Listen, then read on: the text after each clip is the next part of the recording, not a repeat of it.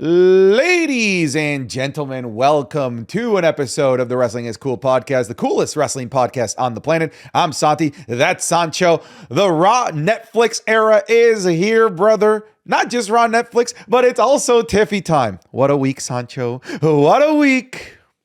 Good stuff. Loved it. I loved it. It's so good, man. Everything about this week just felt like we've hit a new level. Like we've just sort of hit the pedal to the metal as we go to WrestleMania 41. Such good stuff. But folks, this is the Wrestling is Cool podcast, coolest wrestling podcast on the planet. You could be listening to this podcast 3 days earlier than everywhere else over on patreon.com/SantiZap, where you're going to get the Raw reviews, the Smackdown reviews, the podcast early, 5 Wrestling is Cool match club watch-alongs that you get to vote for, the Patreon exclusive Undertaker watch-alongs that we're doing for WrestleMania, the Rumble watch-alongs. Is there anything else? There's more. There's more. I thought you were going to tell the people that we had a match club where I said, is Kane unsullied? Oh, you got to go to Patreon to know what he's talking about. But if you're looking for the Raw Netflix review, there's a 45-minute review already up there with footage. So please go check it out. Patreon.com/SantiZap. Link in the description or link wherever it is that links are, wherever it is that you're watching and or listening. But let's jump into things, Sancho, here. Raw Netflix is in the books, episode number 1. Listen, the hype behind this was big. Now, I'm a content creator, I'm a streamer, and I don't always want to use like the numbers of my content as a barometer for general interest, but sometimes I do. And this was my biggest live stream since WrestleMania 40. It was bigger than all my other premium live events. That's insane. That to me just shows, one, there was a lot of hype behind the show, behind the people that they had announced to be on it. And two, and I hope number 2 is the more real one, there's just a more general interest in wrestling since it's been put on Netflix. More eyes are on the product. More people are wanting to find the water cooler discussions after the show airs while the show is on. I feel like the wrestling fandom has expanded by a marginable, like noticeable percentage last night. When it comes down to it, you as a content creator as well, you always say, what's the hardest thing to do to get people to mobilize them? Going mobile. It's time to go mobile. Getting them to click a link and having this confusion of like, what network are you on? If you're international, what time is it? Like time zones. Now you could just say Raw's on Netflix and everybody knows where it is. Most of the people have Netflix. It was like front and center.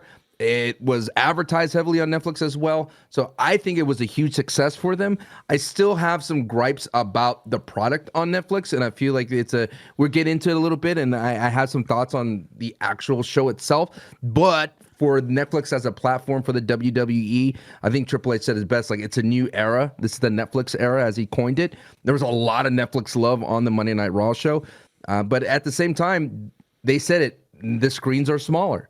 Everybody's on a mobile device most of the time. Everybody watches on a computer. No one just sits on a big TV most of the time. They want to go where the new audience is, and that is on Netflix. So I think at the end of that, it's a huge success, and we cannot ignore that AEW has definitely found a new life on Max in terms of streaming. I cannot wait for the next pay-per-view that's going to be on Max so I could actually watch it. Yeah, just wrestling in general just feels like it's in a new generation in general. That's one thing I didn't even kind of clue into, Sancho. The fact that now WWE is now accessible through just the Netflix app on your phone. I feel like that's also going to go a really long way to exposing people to the product. But yeah, let's talk about the experience on Netflix. For me, it was buttery smooth in terms of buffering. Was it for you as well? It was impeccable. It looks so much better than what I have on Sling. It looks so much better on Peacock. The bitrate, I don't know what it was, but it looks so crispy. It looks so smooth. I had no issues. I heard some people on my watch party had the crash every now and then when the big events happening, but I think that was the user side of things. I thought it was a good success, and I knew it wasn't going to be like a problem like Tyson and Jake Paul. That was not going to There's no other thing. And considering that the Christmas Day NFL games went over smoothly, this was good. I as someone that enjoyed the presentation as well, like the lighting, the presentation, everything about it was Mint. Okay, but there is one thing that I don't think sits well with me, and I have a feeling it doesn't sit well with you. Even though the experience was really good, like in terms of the UI and the quality of the stream that was being fed to us, my experience was just better than yours the entire night. So for those that don't know, I'm Canadian. Sancho is in the United States. I fall under the Netflix international crowd. And they announced that the international Netflix crowd will not have commercials. Immediately, I win right there, just getting no commercials. And that's great. But what I didn't like, and what I really don't think is fair, and I feel like it's going to create an asynchronous experience for wrestling fans, is that during those commercial breaks where you were being fed commercials, I was being fed content. I was getting promos, backstage segments, interviews, things that advance the plot. Sure, they weren't like the needle movers. They weren't the thing that like, actually, no, they were, because they announced the Final Testament versus the Wyatt Six, including The Miz on there, which is, it's not the biggest story, but that's an advancement and a progression to the story that you didn't get to see, and many Americans didn't either. That to me is unfair. That to me, as somebody that wants wrestling to be something that everyone talks about, creates, and like I said, an asynchronous experience where we can't fully talk about the same thing because we didn't get the same experience. My product was better than yours, and I don't think that that's fair. It sucked. It really did suck when I heard that, and from the watch party that New Day was cutting a promo, and then I find out that they're dissing Kendrick Lamar. That's something that I want to see. I want to see those promo of Rhea Ripley alongside with the Terra Twin, Damian Priest. I miss that. I want to see Final Testament and The Miz together because there's so many wrestlers that were missing from Monday Night Raw on Netflix. And at the same time, I'm going to miss the heel work. That's what I miss the most in commercials. Even the pictures in the United States is you miss good, genuine heel work. You got to see all that. You got to see Solo standing over Roman Reigns. I hate when all of a sudden, like, the faces working from the way and they're having all these issues, and all of a sudden you come back from commercial break, they're right back on top as if nothing really happened. So there's so much things that I do agree with you that I got a different experience, and I think that's why it's a watered down experience, brother. It's not the full Netflix experience. That's where it felt dated to me. I felt like I was still watching TV, but it was being streamed to me. And not only that, we got the 3-hour time slot. Awesome. We got a little bit of the run over without any worry. Like, I felt like we were good to go. But then CM Punk cuts one of the best promos of the night post-show. Why not put that on Netflix? That was the whole point of being on Netflix, where everything is in one place. I don't want to have to go to the socials. I respect your reactions. I mean, you're now a valuable resource for someone that doesn't have X or doesn't have Instagram. They could go to your TikTok. They could watch those segments that nobody gets here in the States. And I think that they definitely have to make an adjustment. Maybe it's because it's the first Raw on Netflix where they had so much ads that they had to kind of pay out, like the Fortnite, the Real American Beer, all those kinds of things. But I get it, man. It sucked, man. So you're going to have to help me fill me in on what happened throughout the show. Yeah, I mean, I'll tell you right now, and we can talk a little bit more about this later. The New Day segment, I didn't think was very good. I really didn't think it was very good. I feel like the best thing that you missed was probably the Miz thing, because he cut a promo on John Cena, a heel promo on Cena, and then you had more interaction between him and what is his name? Karrion Kross. The New Day siding with Drake's pretty big. That is like, it was too ham-fisted. It was way too. No, it's man. Cheap heat. No, it's it was super cheap heat. And you know what's going on? They're talking and giving people the cues of like, hey, you're supposed to boo me because I'm not supposed to be able to talk. Like, Kofi is like trying to talk. No one is booing him. And then he'll be like, what? And then people start to boo. It's like, okay, this is getting annoying. We're going to need a little bit more substance here. They're trying to figure out how they're to be heels without doing heel things just yet, physically. Mm-hmm. And I think that's what's missing from the New Day, from getting where again with this promo. They're still liked, and we're, as smart wrestling fans, and I use that term lightly, we are enjoying heel New Day. Like, we want to cheer them because we know that they're working, right? They're doing their thing. So yeah, I totally get what you're saying, but that's what I mean. Like, Netflix shouldn't do that to everybody. It's going to lead to different conversations, and the people have to work harder here in the States. Now, granted, I'm sure if you're watching internationally, like, well, do some work. We've been struggling. We get the weird hours, and we don't get everything spoon-fed to us. So Screw you, America. It's true, but I'm Canadian. I'm basically American. We're talking here about becoming the 51st state. But listen, I will say, not that this is a silver lining, I do think that the segments that I got that you didn't, which I feel like maybe you would like, I felt were more improv. Like these weren't things that were, I know. That they weren't necessarily like scripted, because I feel like they knew, oh, this isn't in front of the American audience. We can, I guess, experiment a little bit more, talk about the Drake Lamar thing. It didn't feel as polished. Yeah, it definitely felt more house showy, but I felt like somebody like you would definitely find that more entertaining. Hey, what about the in-ring though? How do you feel that? I loved it, dude. I loved it because not only was I getting in ring, I was getting full-blown commentary. They didn't stop commentary work. As somebody that loved being able to take a break during commercial breaks, go to the bathroom, grab a drink, I didn't get to do that, brother. I was on the entire freaking time. But yeah, overall, like the Netflix experience in terms of the delivery of the product, I thought it was buttery smooth, but I don't love the fact that there's an asynchronous experience and not every wrestling fan is getting the same product, that there's really a B tier and an A tier when it comes to wrestling fans, it feels like, in terms of the product that they're getting. And you're in the B tier, brother. The A tier right here, international side. Here we go. Not only do we get Raw on Netflix, we get Raw and we get NXT, we get Smackdown and every PLE. I wish we had a VPN sponsor, brother. I really wish we had a VPN sponsor right now. Chris Van Vliet, come on in, brother. All right, let's talk about the actual show. And I feel like we can kind of go through it on a segment by segment basis. Hold on. Can I take the rock for a second? Okay, go for it. Feeding the ball right here. Look, one thing I want to point out is, in overall, like a top-down view for this whole entire thing, is I feel like this was like a Saturday night main event, but for Monday Night Raw. My concerns going further in the future is that this was not a good Monday Night Raw, but it was a good special Saturday night main event. It was a good mini PLE.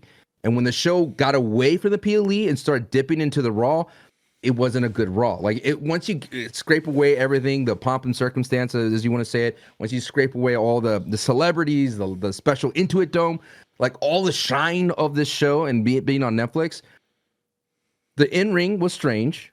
There was no, like, the women's division was missing. Gunther wasn't there, right? Which is strange unless he's going to move to SmackDown. But my concern was the WWE presenting this product to new Netflix fans. Are they saying this is what we are going forward? Or they're saying, like, look where we've been, like what we've been up to this entire time? Are they going to deliver again the second week? Like, it's going to be totally different next week. It's going to be more traditional Monday Night Raw, where it's going to have the same ebb and flows, and it's going to say the backstage segments hopefully come back. You're going to get more of the mid card, the lower card. You're going to get the tag team division. You're going to get the Wyatt Six. You're going to get the Final Testament, right? And you're going to get Penta. So you get all these things that are more traditional Monday Night Raw. And if you're a Netflix person that's been gone for a while, are you going to go, oh, this is a great follow-up to what I got, what I was served to me, this fine dining type experience. Now we're going to go back to the fast food of wrestling. That's my concern, dude. That's an interesting juxtaposition that it's like a YouTube content creator. You made a video. Now, are you going to make the same kind of video? Or are you going to go back to your, the bread and butter? Have you ever seen the movie, The Interview, where they interview Kim Jong-un? Yes. Okay. James Franco and Seth Rogen. Yes. Okay. There's a term that I learned from that movie. It's called honey dicking, where you give them one thing to try and win them over, and then you screw them over. That's what is happening here. It's the honeypot that's happening right here. You give them the Roman, you give them Cody Rhodes, you give them an appearance by Kevin Owens, John Cena, you give them the Punk and Rollins. Right. Brother, we're going right back to what? You're getting Ludwig Kaiser next week, baby. You're getting Sheamus. That's what it is, man. It is it is the catch and release, trying to catch them out of the ecosystem and then releasing them into your echo chamber that is like the more traditional wrestling. Because week 2 looks banger. for what would be a traditional Raw, like in terms of the matches that are there. But in terms of glitz and glamour, it's a significant downgrade. But I think they're just trying to win people over with the glitz and glamour to force them to give episode 2 an opportunity.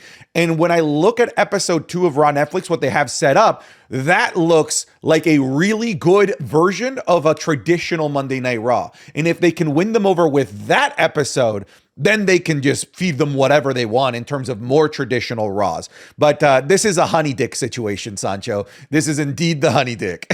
Stop saying that. Well, yeah, I guess you're right. I guess if you wanted to boil it down to one term, that's 100% what it is. Say the term. And, no, I'm not going to say it. I'm not going to say it. Say it. There's children here.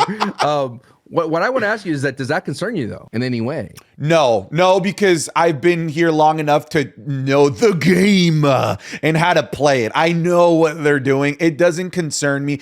It is unrealistic of me being a wrestling fan for 20 plus years to expect a Monday Night Raw that's got all of those names every single week. I know what they're doing. That was definitely a here are my wares, what are you buying type of thing. You know, Resident Evil 4 merchant style. This was definitely a show that was designed to hungry hippos as many fans as possible with episode 1 to feed them episode 2. Did you cheat?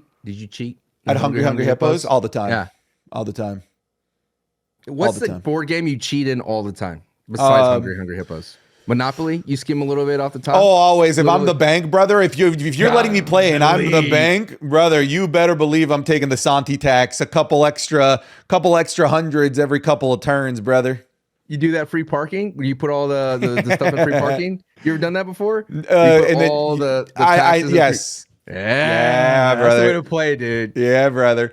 Let's talk about Raw Netflix. So it started with Triple H and a really cool like opening montage. That was cool. I don't think there's anything really to talk about there unless you have any thoughts there. Because the Triple H thing was just the classic like, are you ready? You're welcome. Oh, I'm the game. Well, that thing, that's like the first example of like, hey, you remember this guy? Well, he's in charge now. That's like the thing that they're saying. But I love the NBA Finals little curtain that they had there with like the Lakers, dude. That was cool. Dude, I'm pretty sure that Michael Jackson appeared during a Super Bowl halftime show exactly like Triple H did. Like curtains, explosion, fireworks.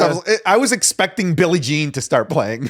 It was the Dallas Cowboys versus the Buffalo Bills in the Rose Bowl. That's what it is, right? Okay, that's what it is. You see, as a Cowboys fans, I have to hold on to those things. You do, right? Yeah, because there's very few moments in the 2020s. You bums, you losers. Chargers, baby. Hey, what do you got to say? Nothing, because we're in the playoffs. Let's move on, because I know people don't like when we go into football and I start ranting about how the Chargers are so much better than the Cowboys. Anyways.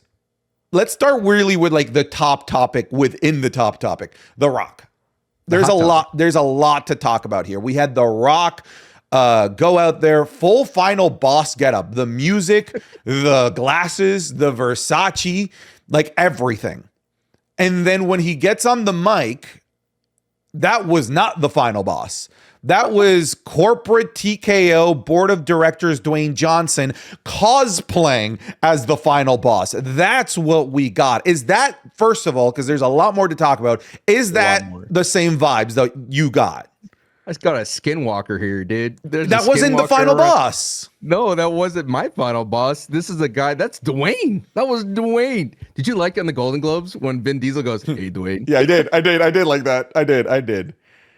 But yeah, I when I was, that to me was the most alarming thing, and that's what I meant, that this was not a Monday Night Raw. This was not a continuation of what we saw of the final boss.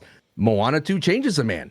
Apparently, this man has work to do. This man's been on the working the Red One and all that kind of stuff. He's doing a lot of work, right, back in the movie business, and this is a clear sign to me that he's not working Mania. Everybody could see this clear as day. It was okay. I could take the corporate side of him. I could take him shilling on Netflix. I get that. Him cutting promos. That's what he does. That's what the legends are for. And it could backfire, Hogan. But when The Rock comes out there and does it, it's fine. My issue was, and I'm sure everybody who is a talking head about the WWE had the same issue, is that he hugged Cody and he had Terramana or whatever whiskey with Cody or vodka. I don't care what they had.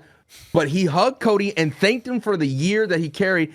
And I'm like, Rock, do you not remember what happened when you did? You gave him back something that he gifted you, and you hugged him awkwardly. You took the belt off of him and said, "Oh, does it look good on me? Oh, I wanted to run. Yeah, all right." And then you said, "I'll see you later. I don't care with or without the belt." That's the last thing I remember for the final boss. What Dwayne did was what Dwayne usually did prior to the final boss coming out. When we always said, "Oh, the Rock's is going to come out, kiss some babies, wave hello, do a rock bottom, hit my music, and that's it." That was the Rock that we got, and that was a kind of a bummer that we didn't get the final boss that we've been so enamored with for the past year. You know what this felt like? This felt like a contractually obligated appearance with them knowing that they can't have more leading into Mania. So it's like, let's have the final boss go out there, have that look, but we can't build to anything. We can't create fan expectations because he's not going to be there. I'm also with you. The first thing that I got out of that was like, we are not getting The Rock at WrestleMania. This is a guy that went out there to do whatever appearance he was likely supposed to do. This is a guy that probably went out there to help increase the stock of TKO, which I don't blame him. This is a guy that went out there to thank the sponsors, to thank Netflix, and say goodbye and go home, to get as many initial eyeballs at first, right? Because people that don't watch wrestling that are giving WWE a chance for the first time, they're like, oh, let me tune into this show. And then they see a guy that they recognize in The Rock.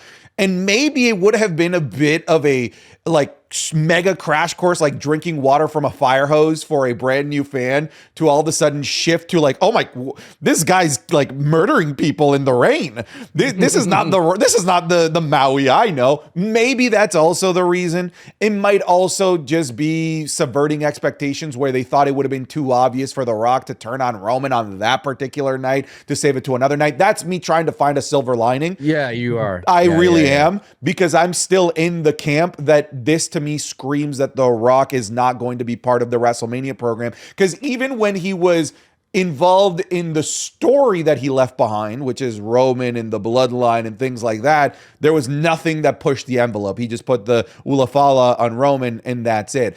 And one major thing that I have a problem with here is that there are just so many unanswered plot threads with the final boss. And the fact he came out there as the final boss, I figured we got to touch on those plot threads, and then we didn't.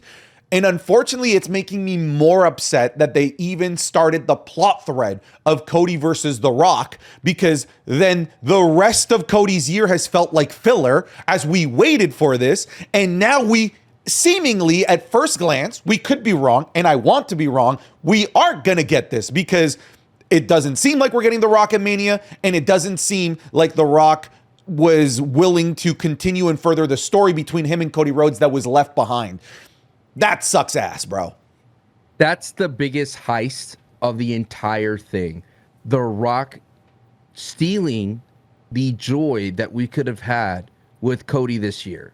Because we were all sitting on our hands like, well, that's a good, you said in your video, he's your top men's wrestler 2024. And if you're like, if we took away the allure or the threat of Thanos Rock around the corner, we would have actually enjoyed this run of Cody Rhodes. We would have enjoyed the feuds he had with AJ Styles the most, and Kevin Owens, and Randy Orton. Like, well, the potential one was Randy Orton.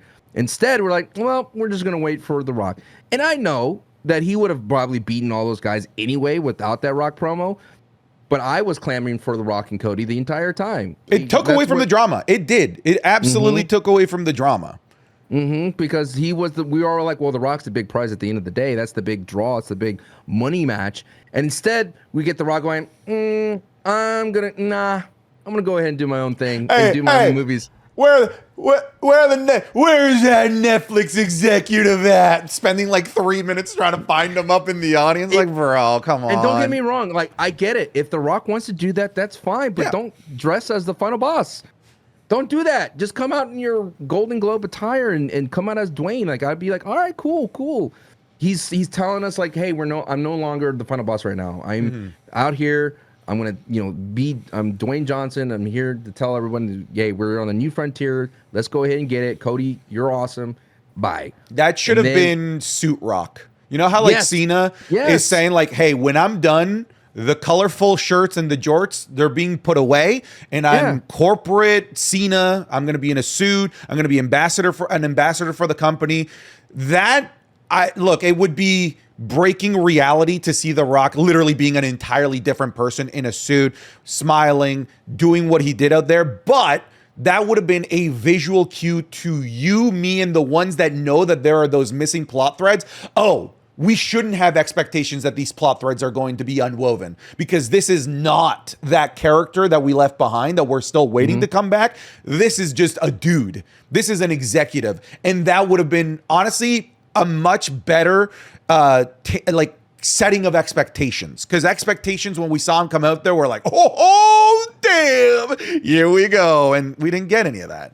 And at the same time, this would have been great like ammunition for future baby faces to tell, or even heels to, hey, Rock, what are you? You come out on Netflix, you're wearing a suit, you're all shelling Netflix, you're corporate, and then the next minute you're a heel, you're calling yourself a pro wrestler, and you're the biggest heel in the business. Like, what's going on, brother? Are you in it for yourself? Are you just changing over to heel because all of a sudden people started booing you when you wanted to take the main event? Like, there's so many good things that a heel would have said to The Rock if he would have came out in a suit. I absolutely agree. So I feel like overall you and I are kind of in agreement here. Not the best thing to start off Raw Netflix for the ones that have been around the whole time to know what's missing, the missing link. If you gloat at my reactions, and probably yours, I'm having a good time. Sure. It wasn't bad. No, it wasn't bad. Yeah. So like, but when I chew on it, when I digest it, when my kind of like quote unquote job is to critique or like to analyze it, I gotta say at the end of the day, in the long run, not a good thing. Here's the thing, man. I love my analogies. You had delicious leftovers from a restaurant and you put them in the fridge and you're like, ooh, I can't wait to get back to those leftovers. And then you come back, you open the fridge and you open the Tupperware thinking that you're getting the leftovers, but your girlfriend / wife has tossed it out and has filled the Tupperware with something else. And then now your expectations, the thing that you were expecting, the delicious leftovers aren't there anymore. No, first off, I'm the one who throws away leftovers. I don't like leftovers. What is wrong, bro? That is wrong. I don't do leftovers. You've talked about this before. How can you not do leftovers? Because it's like, I feel like my job as a content creator when I'm hosting and whatnot, and as a dad, is to stay healthy as much as possible. What's wrong with leftovers? Yeah, dude, the chances of food poisoning are so high. You're insane. I can't. Wait, no, are you okay? If you eat food the next day, you cannot tell me, even though food poisoning can happen at any moment, even the people who could prepare it could cause food poisoning, you can't tell me that the chances are higher when it's the next day. Brother, what are you in the medieval age? What if you don't properly see it? What if you don't properly smoke it and remove all of the toxins? No, brother, this isn't the 1600s. We have fridges and microwaves. You absolute Neanderthal. Where are you living that you don't have basic amenities to keep food fresh? I put it on a block of ice and I leave it in there, okay? Don't open the fridge. You're going to... Look, dude, that's just me, man. It drives my wife crazy. You know, it really understand. I'm with your wife on this. I know, but she would go like she would like eat something, like, you know, give the kids something, like, hey, just give them a fresh breakfast taco. She's like, it's fine. It's 2 days old. I'm like, no, it's not. It's deadly. Don't do it. You think it's a toxin? No, bro, you're crazy. But we are getting some leftovers in The Rock the next day on Netflix. Yeah, exactly. We're getting some next day Rock leftovers for, I guess not Netflix. Netflix for me. NXT is what I meant to say. We have The Rock appearing on NXT. When this goes up on free feeds, you will have already seen whatever it is that The Rock does there. Are we expecting anything, or is this just boost TKO shares by appearing on one of the flagship shows that WWE has on a major network? I think The Rock could do two things. One, he could do the Roman thing and, you know, help his daughter, right? Hold her hand and do the, I could see that thing, right?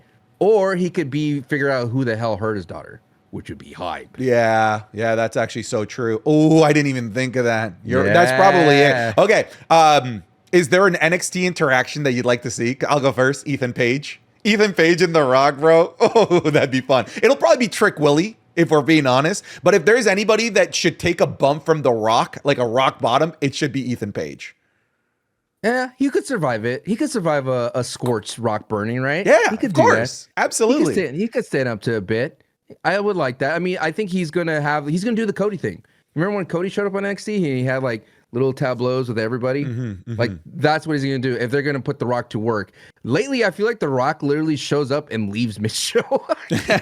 He does. He just DUIs himself out of the show. No, he didn't. It was a close allegedly. container. Allegedly. We don't know what happened, but the fact is, it's like I feel like The Rock is there for his daughter, and he's gonna help NXT. And the I think it's at the Shrine. It's a very cool venue. Yeah. So it's very interesting to see how they put it all together. It's like right smack dab in Hollywood. I wish I was still living in LA. I would have gone to that show.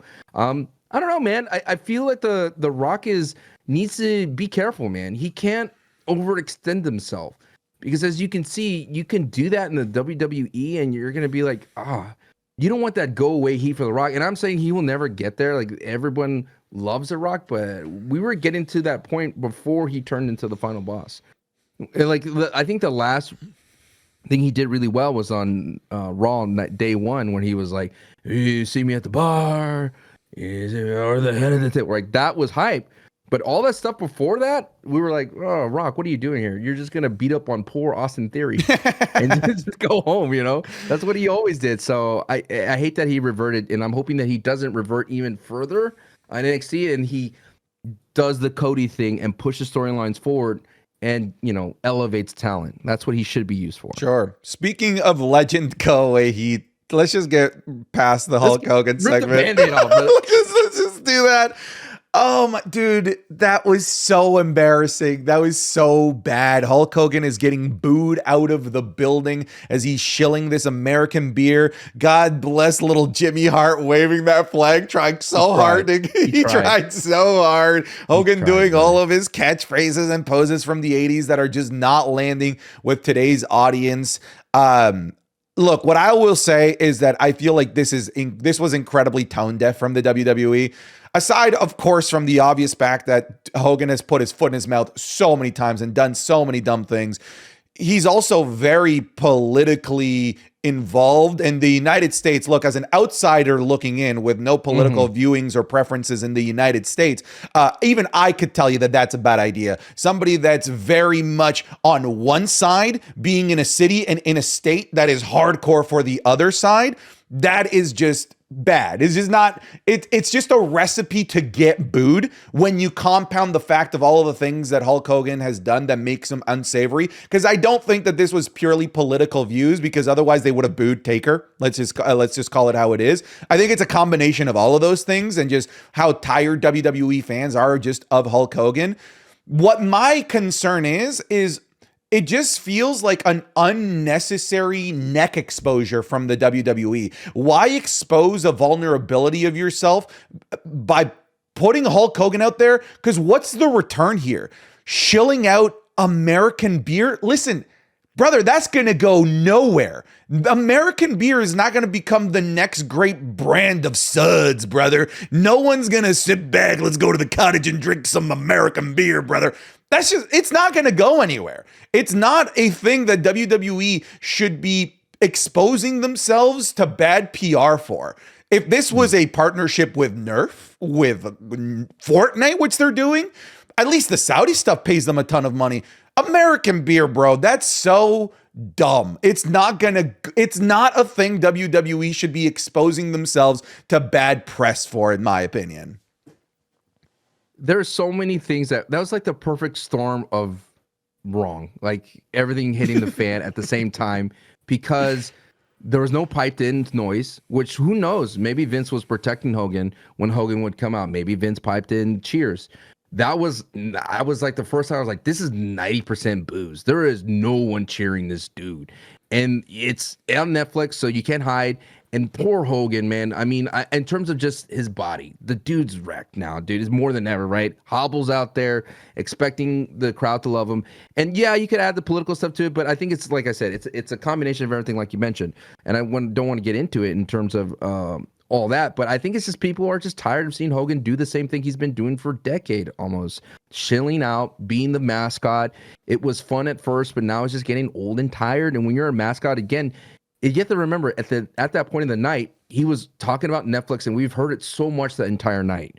Netflix is great. Netflix is this, and he does this whole thing, and then he tries to resurrect the soul Macho Man. No one was having the mega powers at all. And I think it is because this is the last time we saw this dude he was at the convention doing the same thing for Trump. And that is not, you have every right to be, say who you vote for and all those kinds of things.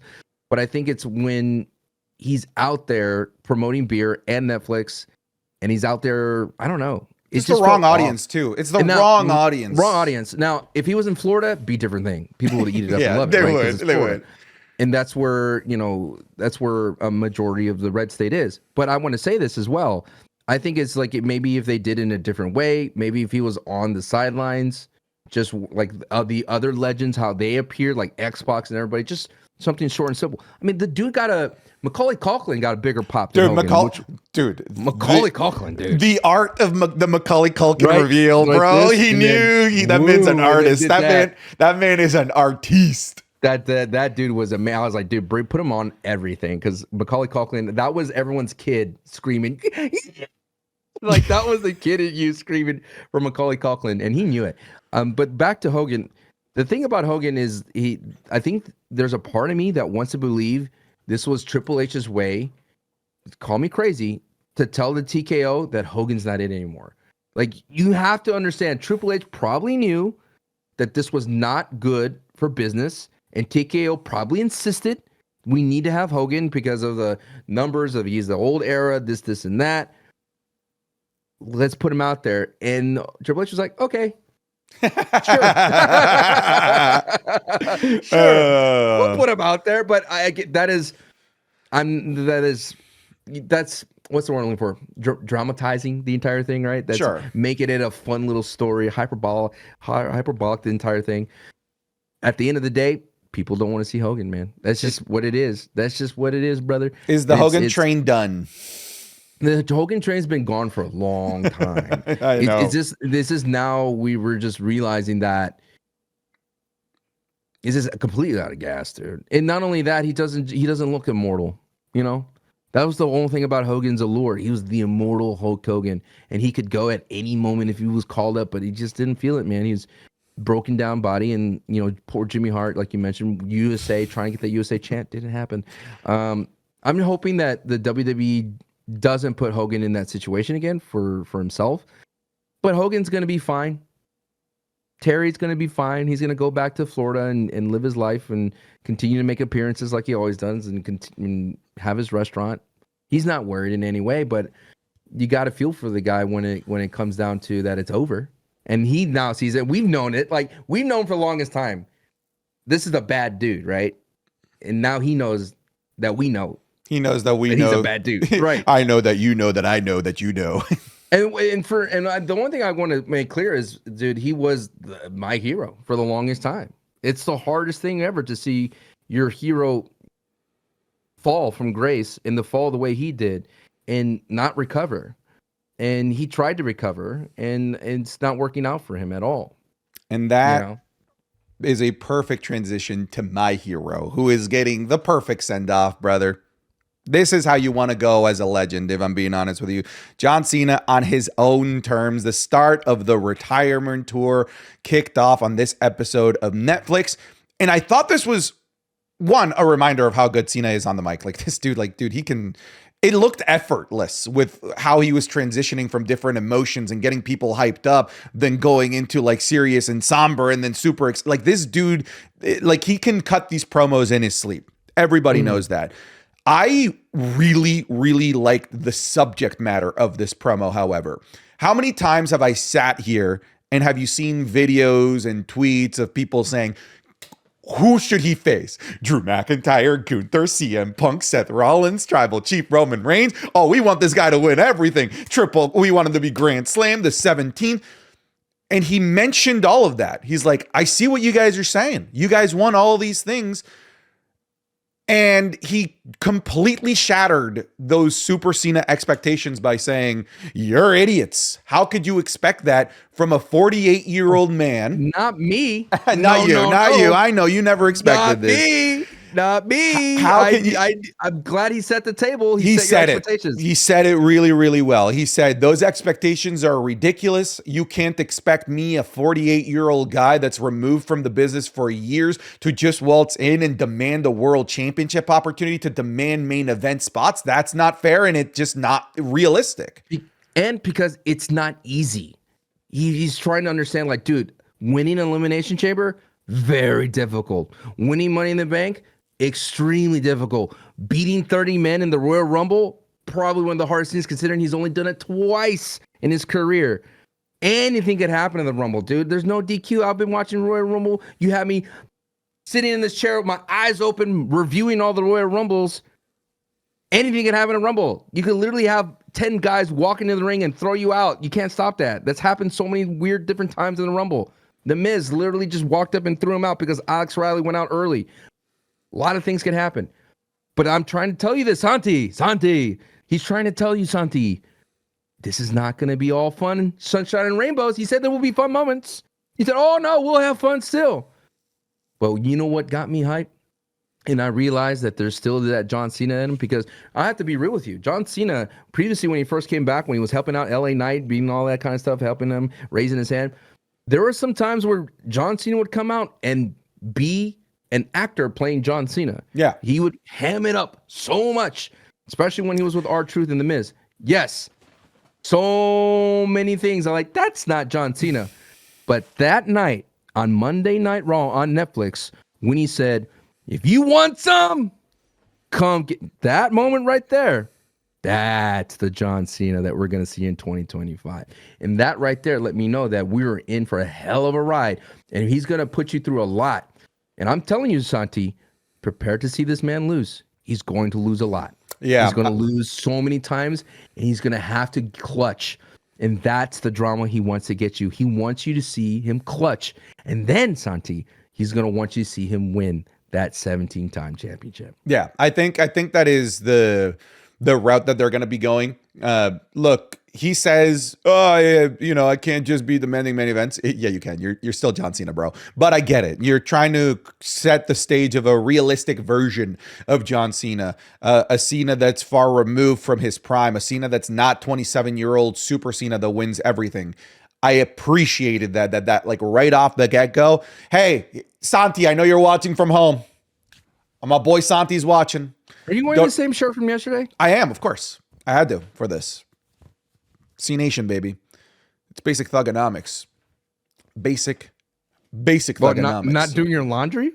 It's been, bro, I've been up for 4 hours. I woke up and then did the show. No, I sleep naked, bro.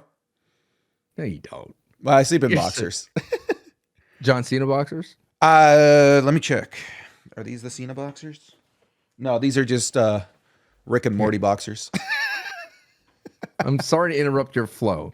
You were saying that John Cena setting expectations. So now that he's done this, what are your expectations for John Cena? I don't have any. And I feel like that weirdly has me more excited, because now I really am just on a ride that I don't know where it's going. I don't know where it's leading to, because before it felt like us, the fans, were trying to conduct where to take Cena's finale. And if we didn't get the things that we have been fantasizing about and fantasy booking, it was going to be a dud. But now that Cena's like, get off that train, that ain't the real train, I'm the conductor, I'm going to take you on this ride, and it ain't what you've been expecting, I'm like, oh, okay. I don't know what to expect. I don't know where this is going to go. I don't know if he's going to win the Intercontinental Championship. I don't know if he's going to win the Rumble Elimination Chamber. I don't know who he's going to face at WrestleMania.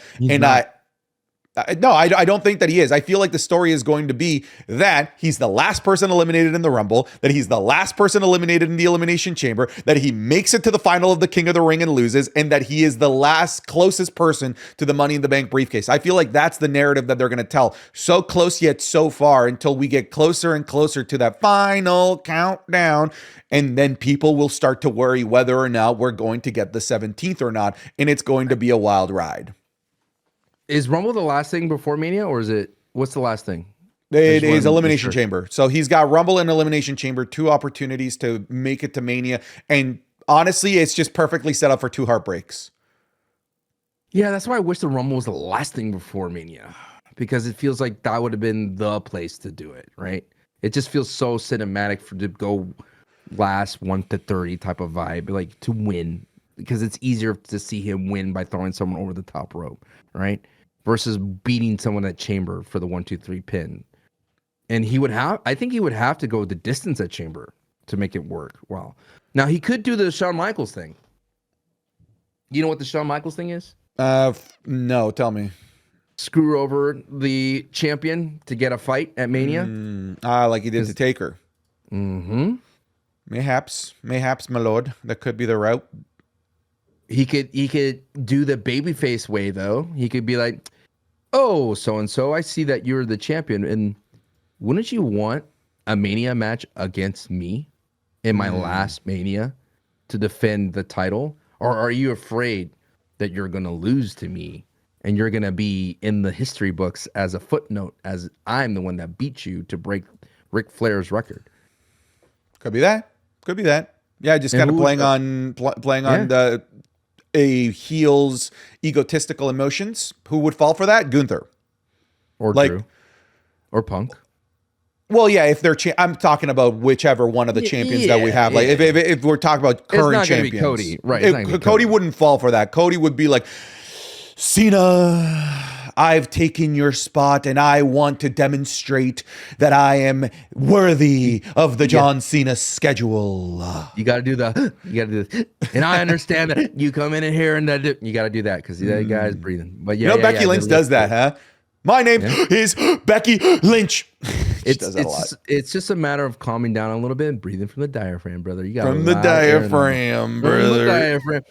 So it would be a Gunther heels. It would have to be a heel champion. To fall for that specifically, yeah, I feel it would have to be a heel champion at the very least. Well, let's talk about winners and champions of Raw Netflix. So we had Roman Reigns defeat Solo Sikoa in Tribal Combat Us. Brother, that was just Bloodline rules. There's no difference. It was the exact same cadence of Bloodline rules. Like literally, beat for beat, the exact same cadence of Bloodline rules. And that just works, dude. Just the constant appearances of people getting involved, creating this super hype moment. It works, but it's just Bloodline rules. Stop calling this something else. I'm going to trigger people. It felt like it was DC doing in-game. All right. We already got that. It wasn't the same. And what was insane, if you want to, before we go through the matches, it felt like everyone was amped up. It was like, hey, if you're going to lose, you're going to look dominant and you're going to kick out of every finisher underneath the sun. Oh, that's so true. That was every match. That was every match. Everyone was a god. Solo did it. Seth did it. Everyone who lost looked strong. The only one that didn't was Drew. But Drew lost because of his cockiness. And he was being over the top. But when it comes to Solo and Roman, dog, we can't do this for every tribal combat. Santi. Listen. Santi. You would have a different tone if, look, we had the Tongans and Jacob Fatu do their thing, and then OG Bloodline come out. We got that. And then Kevin Owens and Cody Rhodes. That was cool. And then the ring clears. Your mind would have been changed if after that you hear, if you smell, and then The Rock comes out, then it would have been different. But we know that wasn't part of the equation because it was Dwayne that was there. It was Diarrhea Dwayne, not the final boss. But if it was the final boss that comes out after all of that chaos and is in the middle of the ring looking at both Solo and Roman, and you're just waiting to see what decision he's going to make, then this would have been insane. You got me. Yeah. All right. There was a big missing piece. There was a major missing piece there for sure. It was Undertaker's dong. Yes, that. We did get Taker's dong though. unfiltered and uncensored. The dong was there for us. Okay, now I have something for you, sir. Hey, man. And I want you to play this clip, and I want you to, under everyone out there, to say I was right. Just play this clip, please. Wait, okay, it's so right is it in the Discord? It's in the Discord chat. It is uploading right now. Oh, okay, well. There it is. Hit play. Is this? Just play it. Make sure that people can hear it. Yep, they're hearing it. Oh, no, they can't hear this. I want you to play this. I know, but like this is so impromptu that I have to like download it. I will figure this out. I'll figure this out. You're gonna figure it out. You're a smart man. I got this. I got this. Hang on. I think we're trying to up our production here. Wrestling is cool in 2025. Here we go. All right. So I got this for everybody at home. Let's see exactly what Sancho is talking about. Yes. Can I show it? I don't think I can. I'm not going to, just in case. No. That's right. Oh, the audio is not coming through, dude. Anyways, I'm sorry. I've let us down here. It's not working. No, it's not working. Put me back on camera. I should never trust you with technology. No, this is your fault. You did not prep me for this. The video I sent is the reason why I didn't prep you for this, because I want you to understand. In a post interview, Rhea Ripley called it Undertaker's dong. Thank you so much. Sancho once again was right. It's not Undertaker's dong. It's Undertaker's gong. It's a gong, Sancho. I don't get on this hill. Don't die on this hill, Sancho. That was you. And lo and behold, the women's new reigning champion came in. Rhea Ripley said, Undertaker's dong. Hearing that in real life. The defense rests, Your Honor. Thank you so much. No. The defense rests, but then the prosecution comes back in. Your Honor, this man, Sancho West, wants you to believe that Australians are the beacon of how to pronounce things properly. I am here to tell you that Australians can't even pronounce the word no without saying nar. You cannot use Rhea Ripley as the bastion of proper pronunciation of things. It is Taker's gong. Gong, brother. No, it's not, brother. Go tell Rhea that. I'm not.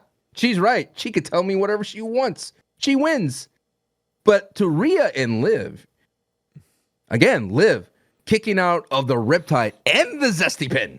Mm-hmm. Hello? Mm-hmm. Hey, hello? Rhea was more super, though, because she kicked out of the Oblivion on the chair. On the chair, which she's lost to at SummerSlam. Exactly. So here's the thing I will mention about this. There were a lot of superhuman moments in this. And I think, and we've got most of the superhuman moments in the matches like the Roman and Solo and Liv Morgan versus Rhea Ripley, because these matches were end of the lines. This was the end of the story. And because it's the end of the narrative, the end of the story for things that were honestly big enough to be on Mania, they got the Mania treatment. This is the type of match choreography that you see at WrestleMania, the insane kickouts. This is not the new norm. This is not the Netflix way. No way. This is because that was the end of the tail of those matches. We got it as well with CM Punk and Seth Rollins. But again, bro, that's a Mania match. That is a Mania match that they're choreographing on Monday Night Raw. We got a little bit with Jey Uso kicking out of that beautiful Claymore out of nowhere, but it was nowhere near as egregious in that match as it was in the other ones. But listen, I really believe, and you really were not on the camp, and I'm curious if you've changed your mind.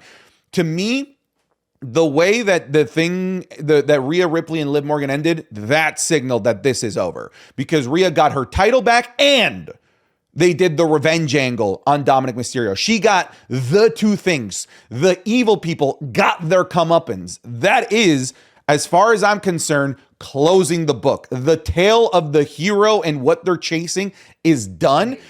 Maybe in a previous era, I would have said, but Liv Morgan's going to get her rematch clause. Brother, they haven't been doing rematch clauses for years at this point. I think now we're just looking to Rhea Ripley's opponent at WrestleMania. And had they saved the Dom moment for Mania, if we didn't get the Dom moment, I would have said, maybe this does have Mania legs. If Dom had have escaped, like wiggled out of the Riptide, I'd have said there's still unfinished business here. But there's no unfinished business. The storybook is over. Thoughts? Well, I was the guy who was leading the charge, and this would go to Mania, Rhea and Liv. Where else can they go, dude? That's going to be my thing that I'm leaning on, that Liv and Rhea print money. Dom and Rhea and Liv are so good, and I know people are tired of it, but I'm telling you, it gets the most views, okay?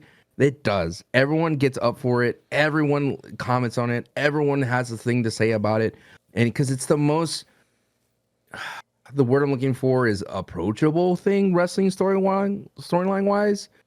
A love triangle, tale as old as time, always attracts people that are casuals.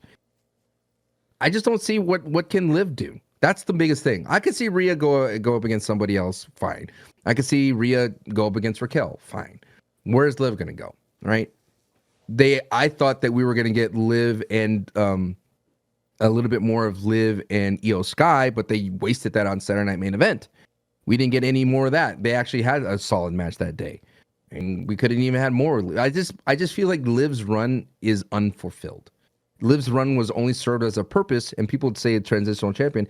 It's not a transitional champion. It's a transitional story. This was more to supplement Rhea, and that sucks. You said, we said that, Jey Uso winning the Intercontinental title was there just to serve the Bloodline storyline. Liv winning the title wasn't to give Liv a bigger boost. Sure, it definitely made her a main eventer. But her as a champion, we're not going to remember it as much because she didn't have that many title defenses. And when she did actually had a title defense, it was awesome. Or it was mostly against Rhea. It's one of these championship championship reigns that is too synonymous with only one opponent. We didn't have the Rolodex of different opponents. This was a championship reign that, this is harsh, but did absolutely nothing for the women's division aside from just helping Rhea Ripley and Liv Morgan elevate themselves. But we needed more matches because we've seen Liv Morgan can have great matches. And even if she's beating the people in the women's division, those people by default gain relevance by being in the same air as the champion. Sancho West Wrestling School. Santi, do you feel that Nia Jax's reign did more for the SmackDown's women's division? Yes. Okay. Yeah, for the division, absolutely 100%. Bro, Nia Jax was cooking, having, I'm not saying amazing matches, but she was having defenses with Michin. She had one, a street fight. Remember the trash can bonsai? Insane. Yeah. She had championship matches. Obviously against Bayley, Naomi. The problem really was just that lull of Crown Jewel and War Games, where that's not her fault. That's just booking and where she was put. And the Queen of the Ring was kind of but she wasn't champion. She won to get a championship opportunity. It was just like one of those things. Is like, I like Nia and I love her in ring, and that set her off. But I feel like we had so much momentum coming out of the Queen of the Ring that it didn't really go anywhere after that. Like, that should have been the Nia. We should have got more of that. More Nia of that, sure. As champion, yeah, sure. Especially because that Nia obliterating people. That's what I wanted to see. Yeah, the Nia lost too many times on free TV. She got pinned too many darn times. Neither of these champions were particularly well protected. None of them. That's what I felt like when we were like, Nia's inconsistent. It started from this amazing run on Queen of the Ring. And then when she got to War Games, starting off War Games and just being beaten down by the faces. So that's what I mean. Like, I feel like Nia Jax performs well, but she's inconsistently booked, and that hurts her in the lexicon where people saying like she's not the best. When at the end of the day, she's actually did a solid job, and people are not going to give her flowers. And then the thing with Liv and Rhea is that they weren't given the opportunity to play outside of that box. Which, dude, you got to understand. If the WWE is making a lot of views on that, you gotta understand, like, that's what they gotta do, right? How can they gave us an inkling, a chance for Zelina to be in that tornado. Sure. Zelina being the chorus for us, calling out things and putting Liv in her place. And I think they were like, ooh, Zelina a little bit too spicy for us. She's going to take over, and she's going to become a major player, and we don't have plans for Zelina. Because remember when she dropped that one promo, and she was calling out Liv, we're like, ooh, Zelina, and then seemingly disappeared the next night. Yeah, Susia. So, and she was saying, like, sloppy seconds and stuff like that. Like, it was savage. It was savage. It was savage. So, when it comes down to Liv and Rhea, just to go back to the opening thing, I don't know where Liv goes. And that's where I think it's going to hurt. Can they transfer her? Maybe she goes to SmackDown. That'd be interesting. Well, we saw Bailey potentially going to Raw in that episode. Right. So the transfer portal resets a lot of people. And that could be one of the things, considering a lot of people are thinking. Look, we saw Dom talk to Nick Aldis. If Dom goes to SmackDown, I very much see Liv Morgan going to SmackDown. If Liv Morgan goes to SmackDown and we shuffle things, like, sky's the limit again. She could be the first opponent for Tiffany Stratton. Maybe. Ooh. Who knows? It's possible. Oh, slow down. That's hot. That's going to be a good feud. It's possible. I mean, I'm excited for the in-ring, and we've already saw a moment of that. Remember? When Tiffy goes, oh, if I have this belt, does Dom come with me too? Like, oh my God. And now she has a belt and Liv doesn't. And we saw Dom trying to go for, look at us. Look at us go, brother. We were just booking this. Dominic Mysterio's jumping over to Tiffy time, buddy. Oh my God, dude. And what's the best for business is Dom in a very precarious situation of having to choose, right? It's just always so funny to see Dom wiggle his way or squirm his way around, dude. It's so good. It is. Let's move on to the last portion of the night here. We had Seth Rollins and CM Punk. You had some thoughts about this. You made a video about it, and I'd like to get kind of like the gist of your overall thoughts here. Sure. I have a YouTube channel called Sancho West Wrestling. This is a very short video, so if you want to check that out, the link is in the description. Please support that because I'm going to make more videos, and it's more about the booking decision, right? Was it the right call of Seth Rollins losing to CM Punk? And I go more into that in the video, and I provide stills because, YouTube, again, Patreon is the only place where we can have footage and have some good time. So definitely go to patreon.com/SantiZap. In my mind, I feel the biggest disservice of this entire thing is that Seth Rollins was promoting himself as a poster boy for the WWE. And him losing to CM Punk clean, and in the same way that CM Punk beat Jon Moxley on AEW, was a kind of a bummer. I'm enjoying CM Punk. I think CM Punk is definitely a generational star. And at the end of the day, will be on people's Mount Rushmores. But I don't think it was the right call for Seth Rollins to lose, because it just shows you that Seth Rollins was wrong. And you can't have that. Because Seth Rollins is right about the things that he did. He was there. He was on the other side fighting against AEW. He did carry the torch for that era while things were going wrong. Now, I may be drinking the Seth Rollins Kool-Aid, right? I may have been convinced. But for Seth Rollins to not only lose to CM Punk, but to lose to Cody Rhodes when he came in back from the AEW, kind of a thing you got to kind of take a pause and wonder, like, where does the Seth Rollins goes? I think Seth Rollins has a leg to stand on because it was a fluke victory almost. And I don't know what happened with Jon Moxley and CM Punk after them, falling on the GTS and then winning like Shawn Michaels. Like, that's a Shawn Michaels finish, right? Collapsing onto your other opponent. I feel that Seth Rollins definitely has a lot of opportunities to come back and go like, dude, I beat you here. Your foot was on the rope. I had you here. You rolled out of the ring, which that's all veteran things that you could do to get the win. But I think a no DQ is going to come down the line in the future between the two. And of course, it's going to be a Mania match. But I think the biggest thing that I have the whole shebang is that he lost on Netflix. He lost on Netflix, man. And that's a sign that the brass luck CM Punk leading the charge when it comes to getting the people. And CM Punk, we talked about it before, got his own show on a network. So there's executives out there that know he is valuable, and he is, because he drives hundreds of thousands of people to your show. But it's a shame that it is Seth Rollins that has to fall first. I would have enjoyed if Seth Rollins beat CM Punk, either by a heel way, like Seth Rollins felt like he had to cheat to get one over, or vice versa. I just feel like to lose clean, that's just, it kind of paints yourself into a very tough corner to get out of. So here's it just kind of like had a little light bulb moment as you were talking. One of the things that you said was that he lost even though that he was right? Like Seth Rollins has been saying all of the right things, but he was wrong about his ability to beat CM Punk. He's right and wrong. We've seen over the last couple of months, the best type of heel that Triple H is booking these days are the justifiable heels. We've seen it with Drew McIntyre. We've seen it with Kevin Owens. Somebody that lost clean the first match, and from that loss and everything else that's compounded is now turned into maybe the most interesting heel in the WWE. I do believe that this will be the first of a trilogy, but you cannot have a trilogy with two baby faces. I feel like this is the catalyst for the justifiable heel turn of Seth Rollins, and people clearly like justified heels. It's working. It's a model that's working under the Triple H banner. It's working with Drew. It's working with Kevin Owens. And funny enough, what's funny is that all of this could eventually coalesce into all of these guys going after Roman Reigns. Because now Roman is done with his storyline. He's like, okay, time to climb back to the top of the mountain. So it could lead to him running into Seth, into Drew, into Kevin, who's already shot the first shot against Roman Reigns on this Raw Netflix.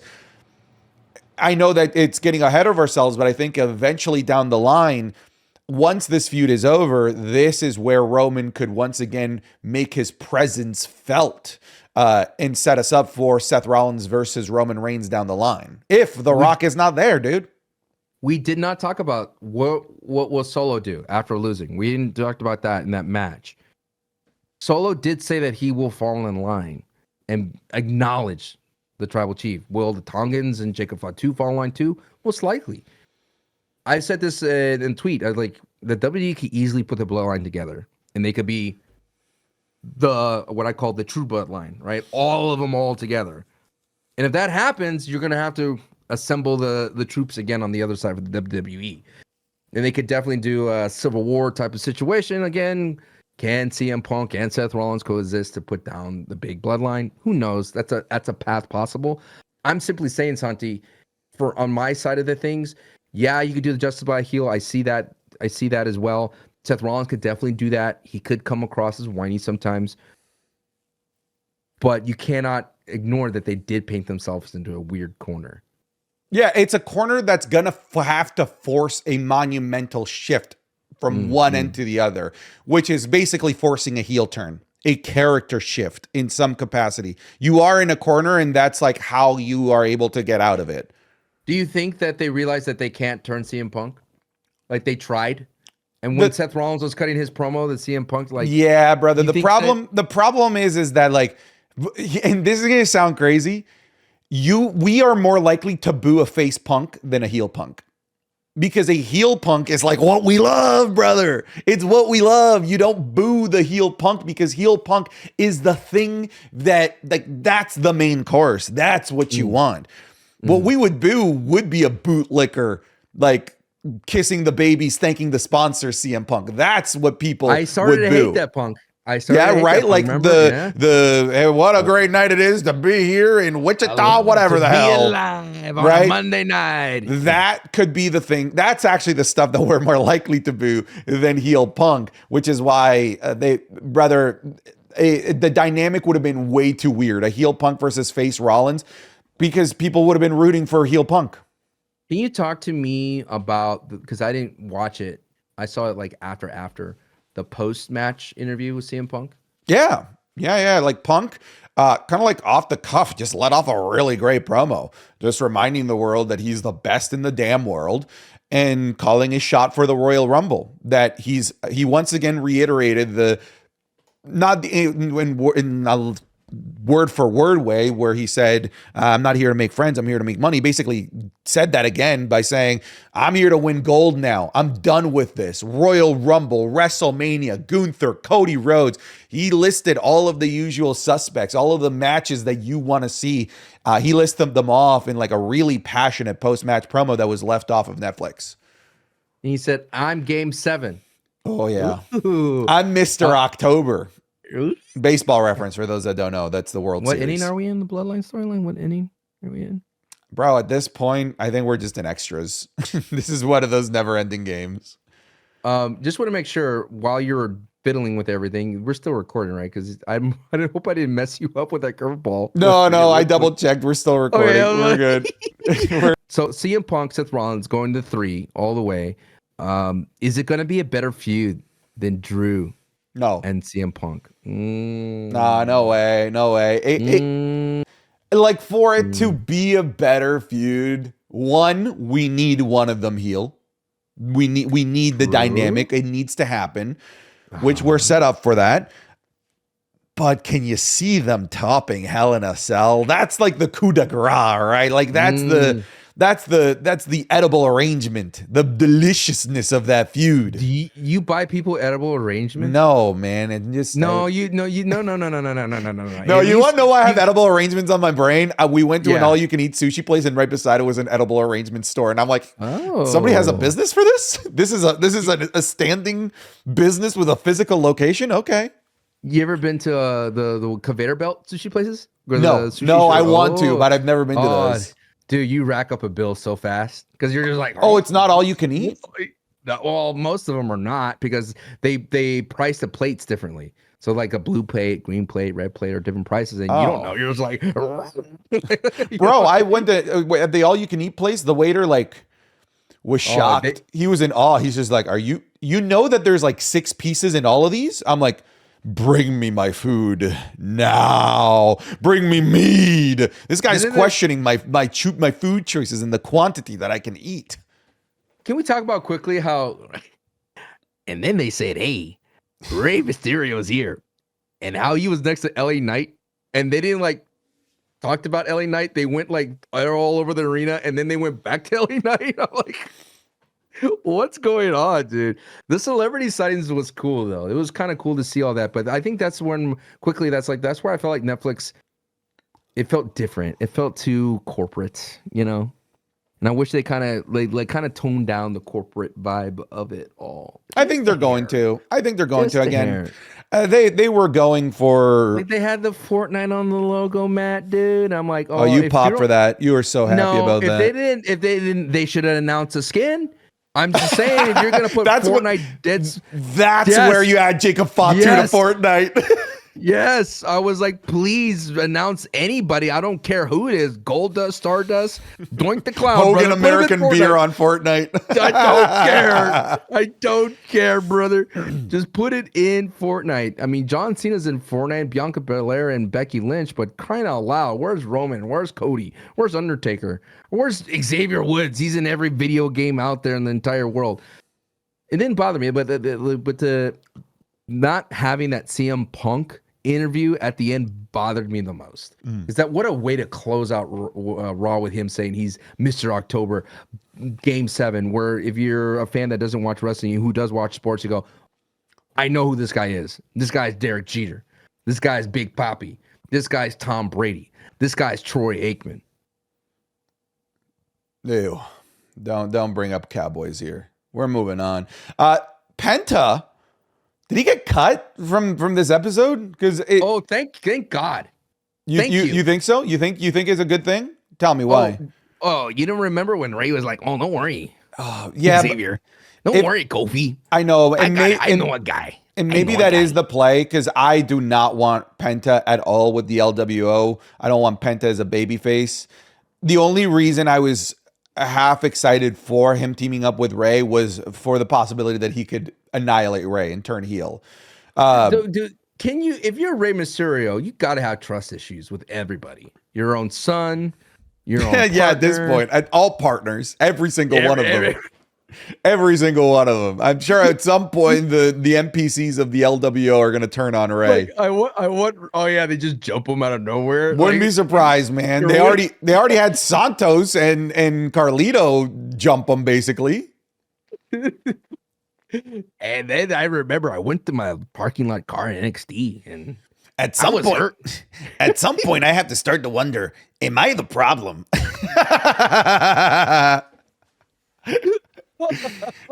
Oh no, poor Ray. He's the one the whole time. What would Eddie do? Oh, that Eddie. And then he cuts to him talking to a picture of Eddie, like, Eddie, I know you hear me, dude. What can I do? You know? And that'd be actually gonna be hard. Dude, that would be emotional, like Tom Holland in Spider-Man when he's talking to the mural. Oh, I was going to say to the mural of Tony Stark. Yeah. See, I think that's what separates us the generations, right? I said Uncle Ben. You said Tony Stark. Wow. Sancho. Tony. Penta. Penta, I'm assuming, is the guy that's going to be facing Chad Gable. Chad Gable talking about how, really? He wants to face a luchador. A luchador. I don't struggle with luchadors.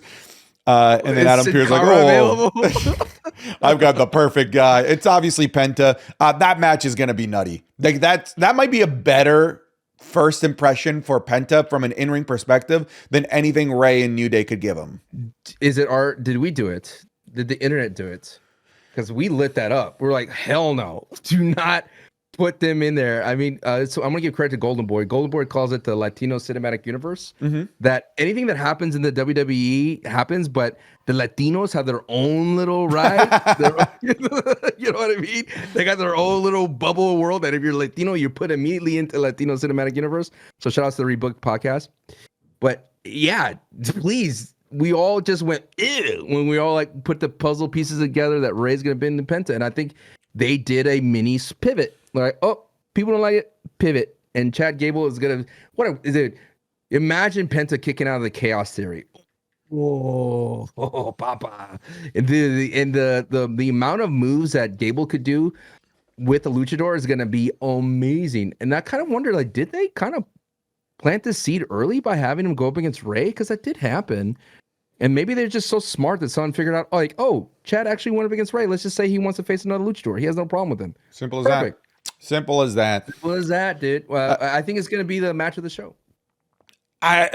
Dude, like, next show is stacked, dude. From an in-ring perspective, next show is stacked. It's just not the insane names that we had for this episode. It's stacked. Are you going to have a problem with Netflix anytime they have a show, movie, comedians that they're going to show up? That's what we're going to get, dude. We're advertising billboard for Netflix. 100%. I mostly just didn't like it because, and this is controversial. This is maybe the most controversial thing I've ever said. Sancho, I'm sorry, I'm about to ruin your career. I don't find Gabriel Iglesias funny. I'm like, oh, dude, again. I don't. See, I know. And this is sacrilege from a Latino because he's the Latino comedian. I cannot stand his comedy. Santa Mia. So maybe that's why I was like, oh, God. But like, it will be funny if like they do like, hey, you know, the new season of Cobra Kai is coming out. Then I'll be like, okay, I'm on board with this. I'm on board with this. Miguel, brother, put it Miguel, dude. If they do that, like, and obviously that is pure bias. Like if they promote the things I'm interested in, then hell yeah. But Gabriel Iglesias doesn't do it for me. Here we go. Here's the segment, and it's gonna be perfect, dude. You're gonna have some pretty deadly type of situation in Netflix, whatever. Maybe it is Chad Gable. And guess who goes? Johnny freaking Lawrence, dude. He comes out, hits him with the quiet. Oh, I'm all for it. Quiet. So good. Oh, man. All right. Last thing about Raw Netflix that I want to talk about. Question mark, Logan Paul full-time. Thoughts? Fascinating to me. I mean, I think Logan understands the powerhouse that the WWE is. And I think what intrigues him the most is that it is on Netflix. And boy, oh boy, I know, Santi, you got those tired eyes. You've been working since 4 a.m, cranking out videos left and right. But Logan Paul on Netflix is going to be money for him. And he's going to leverage that. And that is what he does, dude. He is one smart guy when it comes to finding situations and platforms where he could push his brand. And if people have a problem with that, then that's why he's a heel, brother. He's Logan Paul, man. And what's crazy to me is, let me just create a multiverse situation. Hey, me. If Logan Paul was in Hulk Hogan's shoes, Logan Paul would have found a way to work with that crowd. 100%. Yeah. Right? Yeah. But like Hogan, if Hogan came out as Hollywood Hogan, I think it would have masked the real problem of Hogan, right? They would have been like, oh, they're booing him because he's Hollywood Hogan. He's a heel. Yeah. That's makeup on a pig for sure. Right. But with Logan Paul, considering that he's going to be a heel forever in his lifetime, I I think that Logan Paul as a full-timer, I'm hoping he finds a rhythm. I'm hoping he finds a new level, because Cody Rhodes has said many times is the reason why he felt that he was better performer in the WWE than AEW is because like the house show schedule, and that he's constantly working many more shows than he did in AEW, and he felt sometimes he was out of rhythm because when he was an executive, he had to do executive things versus when he was in ring, and it caused a lot of mess for him. So Logan Paul, I think if he embraces this like a pro wrestler and develops that side of him where he could call, go with the flow of a wrestling match, I think we're in for a treat, because Logan's segments are always memorable and he always pushes the envelope. And he always comes in with a purpose, where I feel like most wrestlers have to be met halfway. Logan is going to meet you halfway and then some. He's going to have his own ideas that are viral, because that's the way he thinks. That's the way he's coded, right? I'm not saying wrestlers don't come to the upper brass and say, I have this idea, like, hear me out. I think when Logan does it, they hear him out. Of course. At least, right. Absolutely. I do think that that's probably the backstage like political dynamic between Logan Paul and upper brass versus Otis and upper brass, for example, right? Listen, obviously, like, outside of wrestling stuff aside, just the wrestling side, I love what Logan Paul is and what he delivers. The only complaint about Logan Paul from a WWE perspective is how little we get him. And it didn't help that they gave him a championship and kept giving him the tiny little schedule that he had. 70 days, 2 defenses. Brutal. If we're now actually going to get more Logan Paul, that's just good in general. Because even if you don't like Logan Paul, good. He's a heel. You're not supposed to like him. You're supposed to want to see him get his face caved in. But I feel like this is just going to lead to more viewership, more eyeballs, more new fans, good matches, good promos. Keep them away from Cena. And Mr. Beast. That's the prime bottle. Right? That's the prime bottle. That's the prime bottle. My question for you on this topic is: Logan Paul the last true heel in wrestling? Well, it depends. No, that is not true. Ethan Page is a true heel. That's a guy you want to elbow in the face with how good of a heel he is. That is a true heel. That's a guy that I don't ever want to see as a babyface, frankly, in the WWE ecosystem. I'm saying in and out of the ring. Oh, in and out. Well, I mean, true heel. It's like, yeah, of course, because there's the camera Logan Paul and then off camera Logan Paul. I can't speak to off camera Logan Paul. That's a different dude as far as I'm concerned. But when the camera is on, he knows he's a heel on YouTube, on his TikToks, on his reel. You're right. That is a true end-to-end heel. Like, no matter the circumstances, he finds a way to be the bad guy because he knows that generates likes, views, shares, and just the irate internet going after him, which just generates more buzz for him. And when he defends himself as like, hey, as a business owner, like for Prime, when you go through all those allegations, he still comes off as a heel. Mm-hmm. Even though he's like being as truthful and honest as possible. I think the interesting stigma is where I'm waiting for the shoe to drop for, is Logan Paul right now feels untouchable. Like, you cannot hit him where it really hurts. And I don't think because you're not allowed, because they're not allowed to go there. Because the material's there. They're just they're not allowed. They're not allowed. They can't be, because that devastated him. That set him back so much in terms of just his mental. And I will say this, and I will say this 1,000 times until it actually happens, because I'm going to manifest it.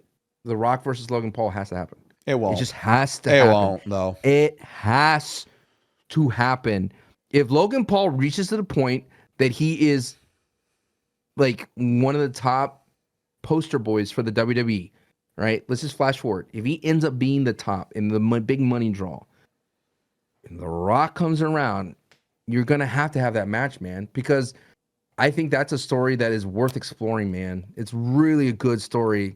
And I'm a guy who loves stories. But that's a story for you and me. That's a you and me story. That is not a wrestling story. Other people would love a story of a guy who fell from grace and his role model, the guy he looked up for, embraced him and then kicked him aside and discarded him as trash? That's a wrestling story. It's true, but they're never gonna dive into the reason why he was discarded. It's just that's too edgy. That's too Adam Copey. Or you mean Cope? Cope now. No, you mean the quote rated R superstar end quote Cope. God Lord. Talk about search engine optimization going out the window. There is no SEO for Edge's new name. But I hate to break it to you, brother. You don't want it, but it's going to be Logan Paul and Cena at some point. I'm more willing to believe that than Logan Paul versus The Rock. That I don't see. But Logan Paul versus Cena, I feel like that's the ceiling of Logan Paul, the highest level of superstar he could reach. So we have 52 weeks out of the year, and John Cena is working 36. Mm-hmm.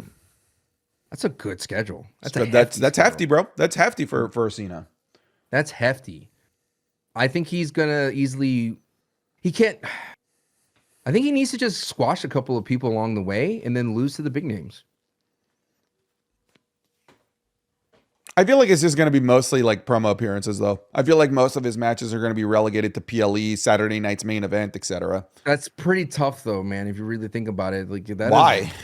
No. I'm saying like it's tough for the WWE to be like, when do we pull this? Like, when do we use him? When do we pull the John Cena card, the Beyblade? Let him go, because it's like this risky. It's so risky to have him out there. I mean, every time when CM Punk took that bunkle bomb, I was like, nah, me too, bro. Me too. I was the exact same way. When he took the pedigree, I was like, oh, his triceps. like I'm the exact same way.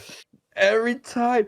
I forgot about talking about this with CM Punk and Seth Rollins. Is Punk sells like he's gassed the entire time, like he's dead in the water. No, he's good, right? He's good. It's his hair, the way it gets messy, the way he looks like he's breathing heavy. He's just a good physical artist, in my opinion. So, well, that's the thing is, I feel that Seth Rollins could say that you didn't dominate me. I don't think CM Punk is ever going to dominate another guy unless he wrestles like a Dom. Dominic Mysterio. Yeah, see, we're right there, same wavelength. But Sancho, there was more than just Raw Netflix. SmackDown went to 3 hours. My first question to you is, and I'll answer it as well, but I'll give you a second. 3 hours, good or bad? For me, it was good. It was good because it gave exactly what we said. Every division got their moment. There is finally storytelling in the tag team division. The women got their moment. Mid-card women got their moment. The men's mid-card got their moment. The main event scene got its moment. This is what a 3-hour SmackDown is going to do for this show, only for them to bring it back down to 2 in June for some reason. Maybe because of scheduling. Maybe USA didn't see the number spike that they were hoping for. Don't know, brother, but it felt like I was a hog, you know? I was a pig at a truffle. Okay, you're going to need to elaborate on that. Pig on a truffle? Pigs love truffles. Okay, but why were you like one of those things? I didn't need the explanation on the pig. No, you mean it. I don't know if you're a cultured man. I don't know if you eat truffle buttered popcorn. No one was wondering about the pig. We were wondering as to why you feel that way. Because I'm the SmackDown reviewer for the Patreon. I run the reviews and I do so well with them. The people love my reviews more so than your reviews. I mean, the likes, more comments. Reviewer. They get so much love, man. And to get that third hour, amazing. I mean, the good thing about it is like we're out of the bloodline hell that we've been for the longest time. Like that was always the ceiling that everybody else had to go through. And now that we got that, it's so exciting to see LA Knight actually cut a promo, for crying out loud, and see LA Knight in more than one segment. To see the tag team division get like 4 different segments was a godsend. And that's what we need more from SmackDown. You got to let the rest of the wrestlers breathe, and you got to let your champions actually have long matches. Nakamura wasn't a title match, but had a great long match with Andrade. Naomi and Nia Jax, a banger of a match that went for so long that allowed them to actually showcase what they can do. And Naomi looked great in it, and they had that crazy, I don't know what it was, like a somersault, sunset flip, code red type of situation on Nia Jax was great. And then by God, Tiffany Stratton, the pop for Tiffany Stratton and the swerve that they had, all that. Oh, she's not going to cash in. Oh, she's not going to cash in. If it was a 3-hour SmackDown, we would have not got that entire long-winded, windy road GPS situation of Tiffany actually cashing in. And then when she did cash in, oh my God, brilliant. the drama that they're able to build with 3 hours, they could work with it. They could be a little bit more nuanced with their work. And the details, because that's what always had Monday Night Raw had the advantage over SmackDown, because SmackDown was like, we got to keep going. Say 2 lines and then you're out. We had literally Cody Rhodes benefited the most. Cody Rhodes benefits from 3 hours because he needs backstage segments. Without backstage segments, Cody Rhodes is only the guy that comes out and goes, so what do you want to talk about? And then he does this whole this soliloquy type of thing, and that's not where he's at his best. What he's at his best is when he gets right in your face and he speaks from the heart. And when you're backstage, you could be more intimate, you could be more direct. And he was with that, like Nick Aldis. And I'm like, dude, this is the Cody Rhodes that I actually enjoyed to watch. When he's angry and he's doesn't speak in stanzas, you know, he cuts right through it. And so that is what's so great about it. But at the end of the day, Santi, the biggest X mark on this was Tiffany Stratton should have main evented, man. Okay. And I know they were trying to build up Solo Sikoa, and they're trying to give Solo Sikoa. And someone said, like, well, just wait until Solo ults and hits someone with a Samoan spike. And I've been playing a lot of Marvel Rivals, so it just cracks me up. But yeah, dude, Tiffany Stratton should have had that moment, man. It was made for it. The pyro, 100%. And like the credits is like, elevate your division by putting it on last, because that 6-man tag was ass, and that rhymes. Yeah, it did rhyme. Look, let me play devil's advocate here on that, on why maybe why they didn't put it in the main event. Do I agree that was the main event segment? Yeah, that should have been the main event segment. There may be a reason as to why it wasn't in the main event, and obviously I don't know, but I can rationalize it. To me, the only rationalization is that they knew that this is the first 3-hour episode. So asking people to stay for an extra 3rd hour on a Friday takes people out of their routine. They're used to their fan base, and their fan base is used to always being there until 10. They put this segment where the 2-hour SmackDown would have traditionally main evented. Maybe they have the metrics to show that this is where we expect our peak viewership. So rather than putting this in the main event at the end of an hour that's brand new, that's never been there before, that we can't know what our demographics are going to look like. We don't know what our numbers are going to look like. Let's bet on putting this where we think the biggest audience is going to be, which is the end of the 2-hour mark, which is where SmackDown has been main evented for the past 20 plus years that it's been on the air. That is, to me, the only logical rationalization, because absolutely this should have main evented. But if somebody at WWE said, hey, this is the reason, I would have said, oh, I'm glad you did that then, because this needed to be in front of as many eyes as possible. You sound like a dev. It's like a game dev. You have the numbers to back up your reason why something's buffed or nerfed. It's not about that. It's about the feeling. It's about how you feel. Is that how you feel? I got a good feeling out of it. I'm just saying, I'd rather this have been in front of the most eyes possible. And if that's the reason why. You played devil's advocate as a nerd. That's what you did. Oh, come on. You know who calls people nerds? People who are wrong. Wrong, because you know that I just made some logical sense and you just don't want to admit to it, you loser. Do you know what was the jock group in the nerd Revenge of the Nerds? There's the Tri-Lambs, which were the nerds. I'm sorry, are you really about to make the argument that out of the two of us, you're the jock? No. You theater nerd, as if. I'm sorry. Who's quoting Clueless, which I love. Great movie.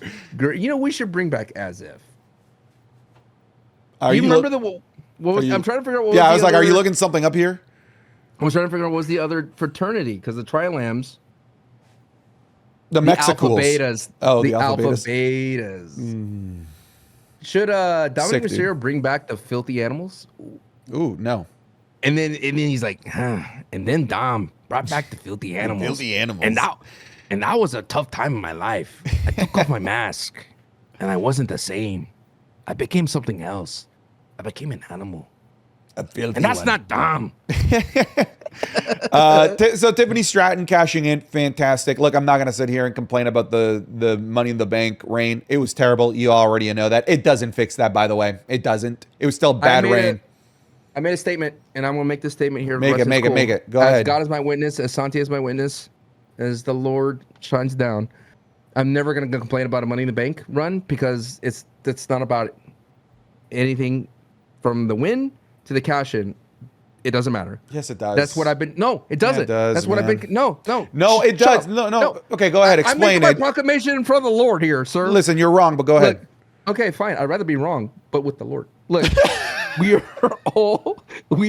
it doesn't matter from when they win to the cash in. All this stuff does not matter, brother. It doesn't affect it. I know you're going to say, like, well, it affects how they are as a champion. They're going to have to come around like Damien had to reinvent himself, blah, blah, blah, blah, blah. No, brother. Just strap in. Hush your mouth until they actually cash in, because that's when it's like a flashpoint. We go from this point, nothing matters. Boom. Brother. Cut it together. Boom. You have Stockholm syndrome. I'm just tired of I'm tired of complaining about the Money in the Bank. Just let the thing be there. Why can't you suffer and then enjoy the fruits of the labor? Sir. But as fans, why can't we expect quality for everything? Why do we have to satisfy ourselves? I gave you the floor, sir. I gave you the floor to give me your shitty God proclamation. Why should we as fans have to settle for crappy booking, for crappy storytelling, simply because the payoff is good? Why should we have to concede that it's fine to be fed bad television for months? No, we should get good television throughout. Throughout, we deserve that. We shouldn't have to swallow crap just to get an ounce of delicious honey at the end. It's reverse honey dicking. What does it look like then? I ask you, sir. What is the perfect booking for the Money in the Bank in between she comes out or he comes out? And they're like, I have the case. And don't forget, I have the case. Are we supposed to forget that they have the case? And that is all of a sudden like, bam, I have the case and I'm going to cash it in. What is in your mind? Sure. Please educate me. This is the one thing that Vince McMahon just does better than Triple H. There is this overlooming threat at all times. But you know what doesn't happen? That overlooming threat doesn't come out and make themselves look like an idiot every single time. The overlooming threat is talked about by the commentators. The overlooming threat mentions, hey, I know that there's a championship match. I'm watching. He does a backstage segment talking about it. He maybe appears on the ramp, but he doesn't do the full rigmarole of the stupid fake cash in. I'm not saying, when I say out of sight, out of mind, I don't mean disappearing and then the briefcase, you forget about it. And then, oh my God, he returns with the briefcase, we forgot about it.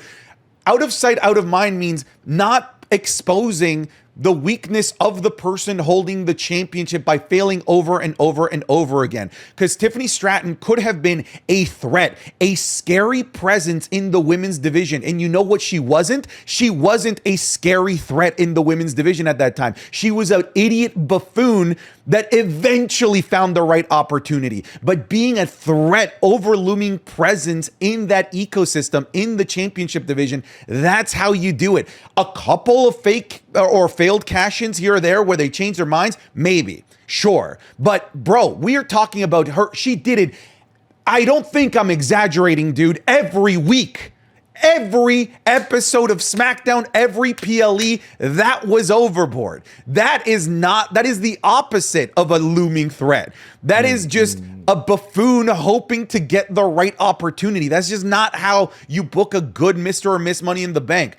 Make them a looming threat, not something that's always there trying to exercise that threat and failing time after time after time after time. You see, that entire rant you went on was correct. To do that. No, I feel like all that energy you just expended, I'm not going to the next time they have Money in the Bank. I'm just gonna be like, I'm waiting until they cash it in, because it's exhausting to do what you do, right? To kind of like, Yeah, so like that's fine if you want to settle for bad TV and be fine with it. It is what it is. Because I'm telling you, Triple H doesn't book for that. He books for the pop, brother, and that pop was magnanimous. Listen, me, you, and fans, we make time to watch this product every single week, and I really do not believe that it is a stretch to expect the product to be good. I don't think that it is fair to justify Triple H's poor, like, on-screen delivery of things simply because something down the line is going to be fine. I don't think having a bad lead up to the climax is a justifiable thing simply because the climax is great. So you think in your mind Tiffany Stratton spoiled goods now? I feel like, I don't think she's spoiled goods. I feel like she's definitely a step below where she could be if she was booked better as a Miss Money in the Bank. The delivery unbelievably good. But if this was a dangerous Tiffany Stratton the entire time, one that you were like scared of, like, when is she finally actually going to pull the trigger? If that Tiffany Stratton becomes a champion, then you're like, ooh, this is an instantly dominating champion. Regardless of how you look at it, there is a little bit of spoiledness in there where you're like, this is not a dominant person that became champion. This was an idiot that became champion and now needs to become a dominant champion in the process. Your Honor, may I approach the bench, Your Honor? You know what? No, let's move on. No, Your Honor. Please, let's not recess. May I make the argument that Tiffany Stratton being on the main roster for so little time, that could be her rookie mistake in the way she handled the briefcase? I mean, like that's why she's like, I don't know if I should. Maybe. Sure. That she was being manipulated by Nia Jax not to cash in, being bullied. Maybe she wanted to cash it in a long time, and then she wanted to cash it in Rhea, but she was being manipulated the entire time to build up the story that poor Tiffany Stratton was gaslit by Nia Jax, the big heel, to be a surrogate. What's it? Step below. What's the word I'm looking for? Subordinates, my friend. Someone who has been a superstar, who was red hot going into the Money in the Bank, red hot Elimination Chamber, and Nia Jax realizing that threat and put her underneath her thumbs. Maybe. And that is all the work of that. So maybe my question for you is, we had 2 cash-ins this year. One was successful and one was not. One was by Drew McIntyre, who cashed it in that time, who makes poor decisions when he's led by his emotions, which he did throughout the entire year. My question for you, just to put a nice bow in this, is what is your favorite cash in from Money in the Bank from start to finish? Like everything, the lead up, everything. Are you talking about like since the existence of Money in the Bank? Or just this year? You could take the question as this: since the existence, this year, what's your idea of the perfect Money in the Bank, like the lead up while holding it, and then the actual cash in? Like you said, Vince, and there's a lot of people out there who are new in this era. They're in the Triple H or the Netflix era. Tell them a tale.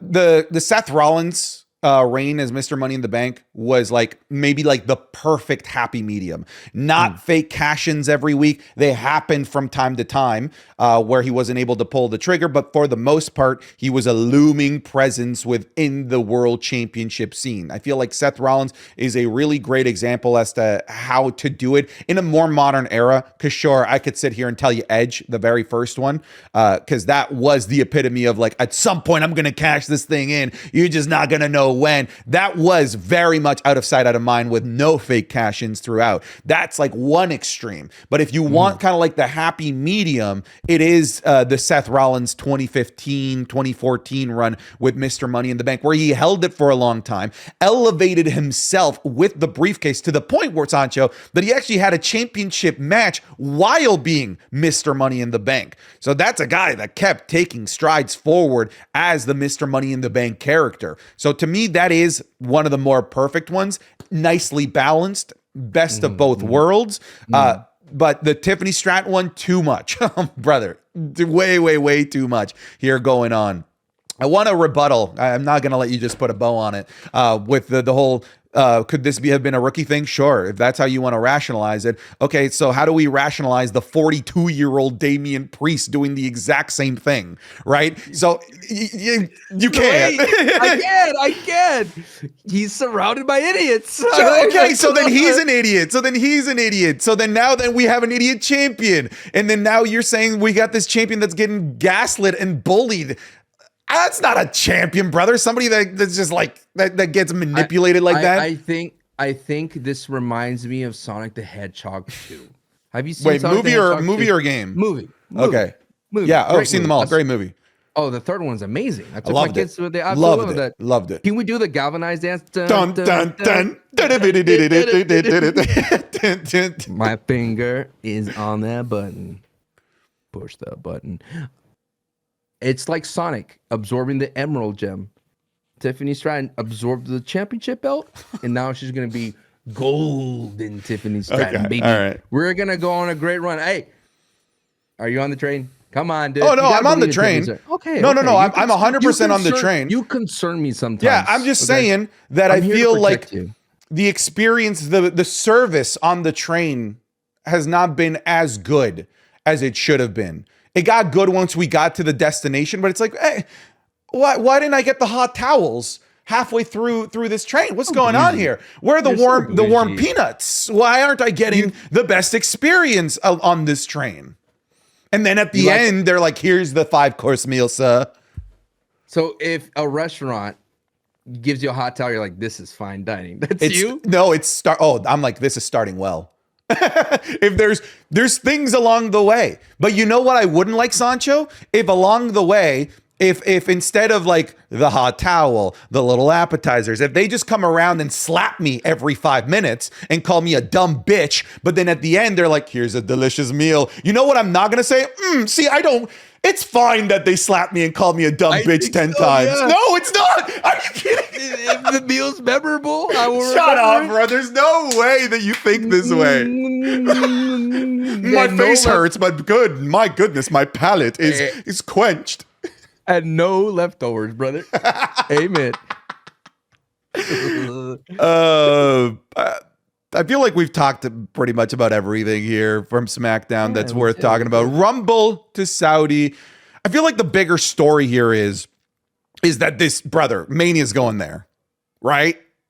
Mania. This is like the prototype. This is like, can we pull off a Big Four in Saudi?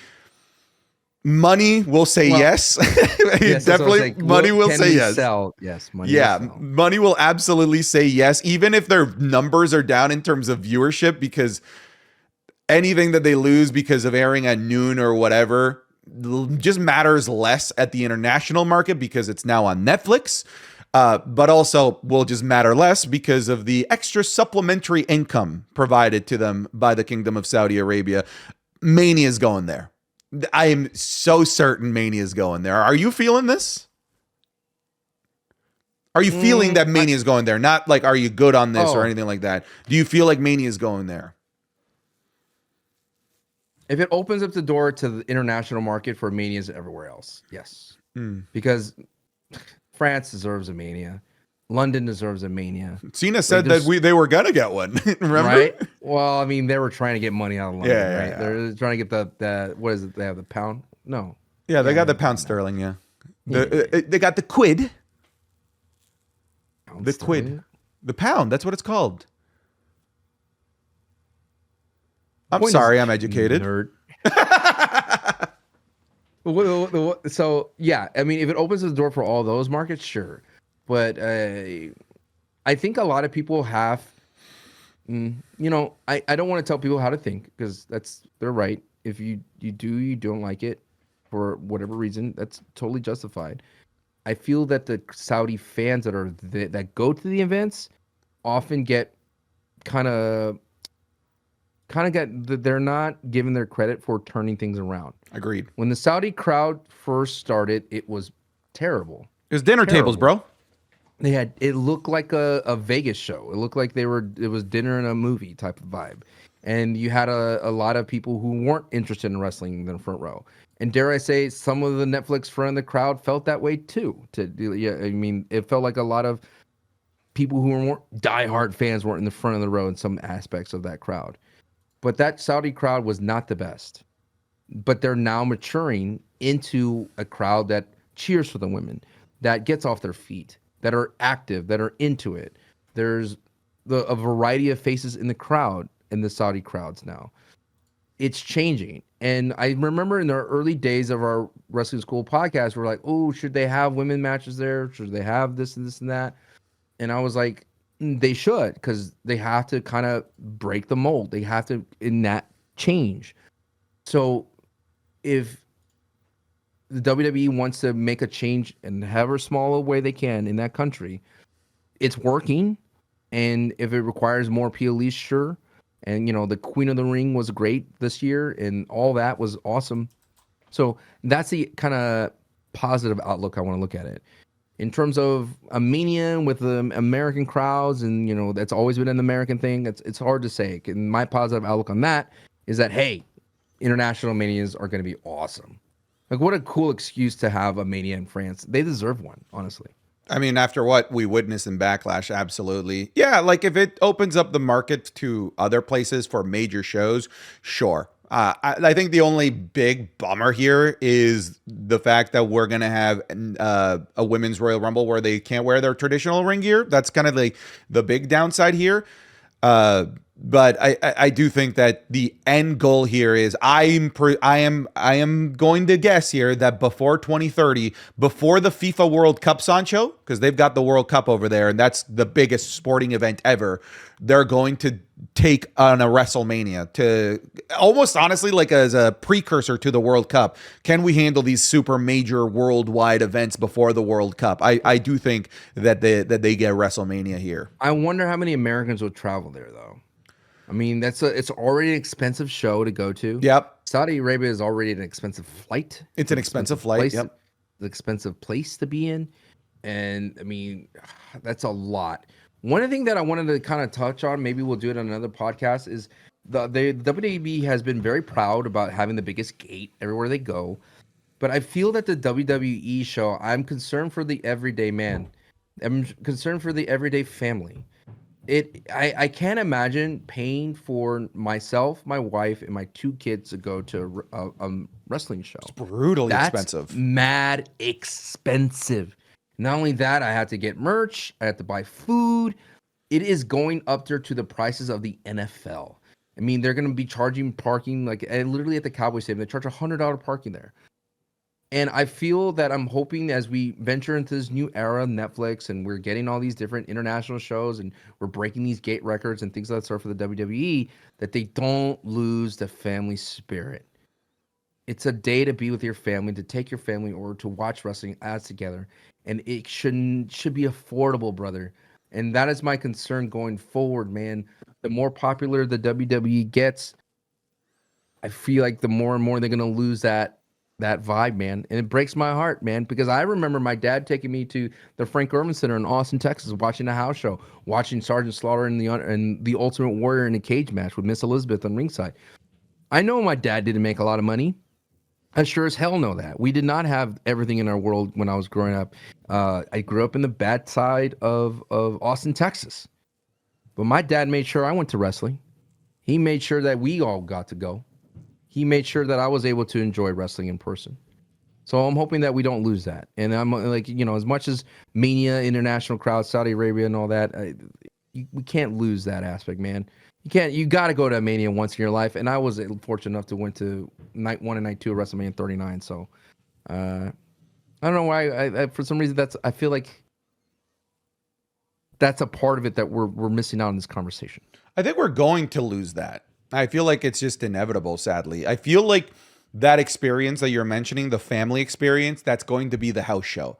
It's like, hey, you want the night out with the family at less expensive venues where food is cheaper, but you're going to need to sacrifice not being on TV or you're getting the major storylines. You're going to need to go to a house show. Because Raw tickets, brother, like front row, like if you get front row, you're just balling. Like you really are just a rich dude. And I'm not even saying PLEs or WrestleMania. I'm talking like Raw. Like front row seats for Raw are what, like $3,000? It seems like if you look for most like major city Raws, they're like $3,000 to be in the front row. That in previous years would have been your front row seats to WrestleMania. I'm not even kidding. I'm not even kidding on that. Yeah, they're getting out of reach to the traditional consumer, and that does suck. It's the double-edged sword of WWE's immense popularity because, well, when the ticket's hot in town, you got to pay for that ticket. And you got to pay more than you used to when the ticket was cold. It's a double-edged sword. Right now, there is a Smackdown coming to Texas on January 24th. Do you want to know what the upper bowl cost is before even ticket fees? Sure. I'm going to say $150. The upper bowl is as most is $90, but that's like the back of the seats. That's horrible. You might as well watch it at home.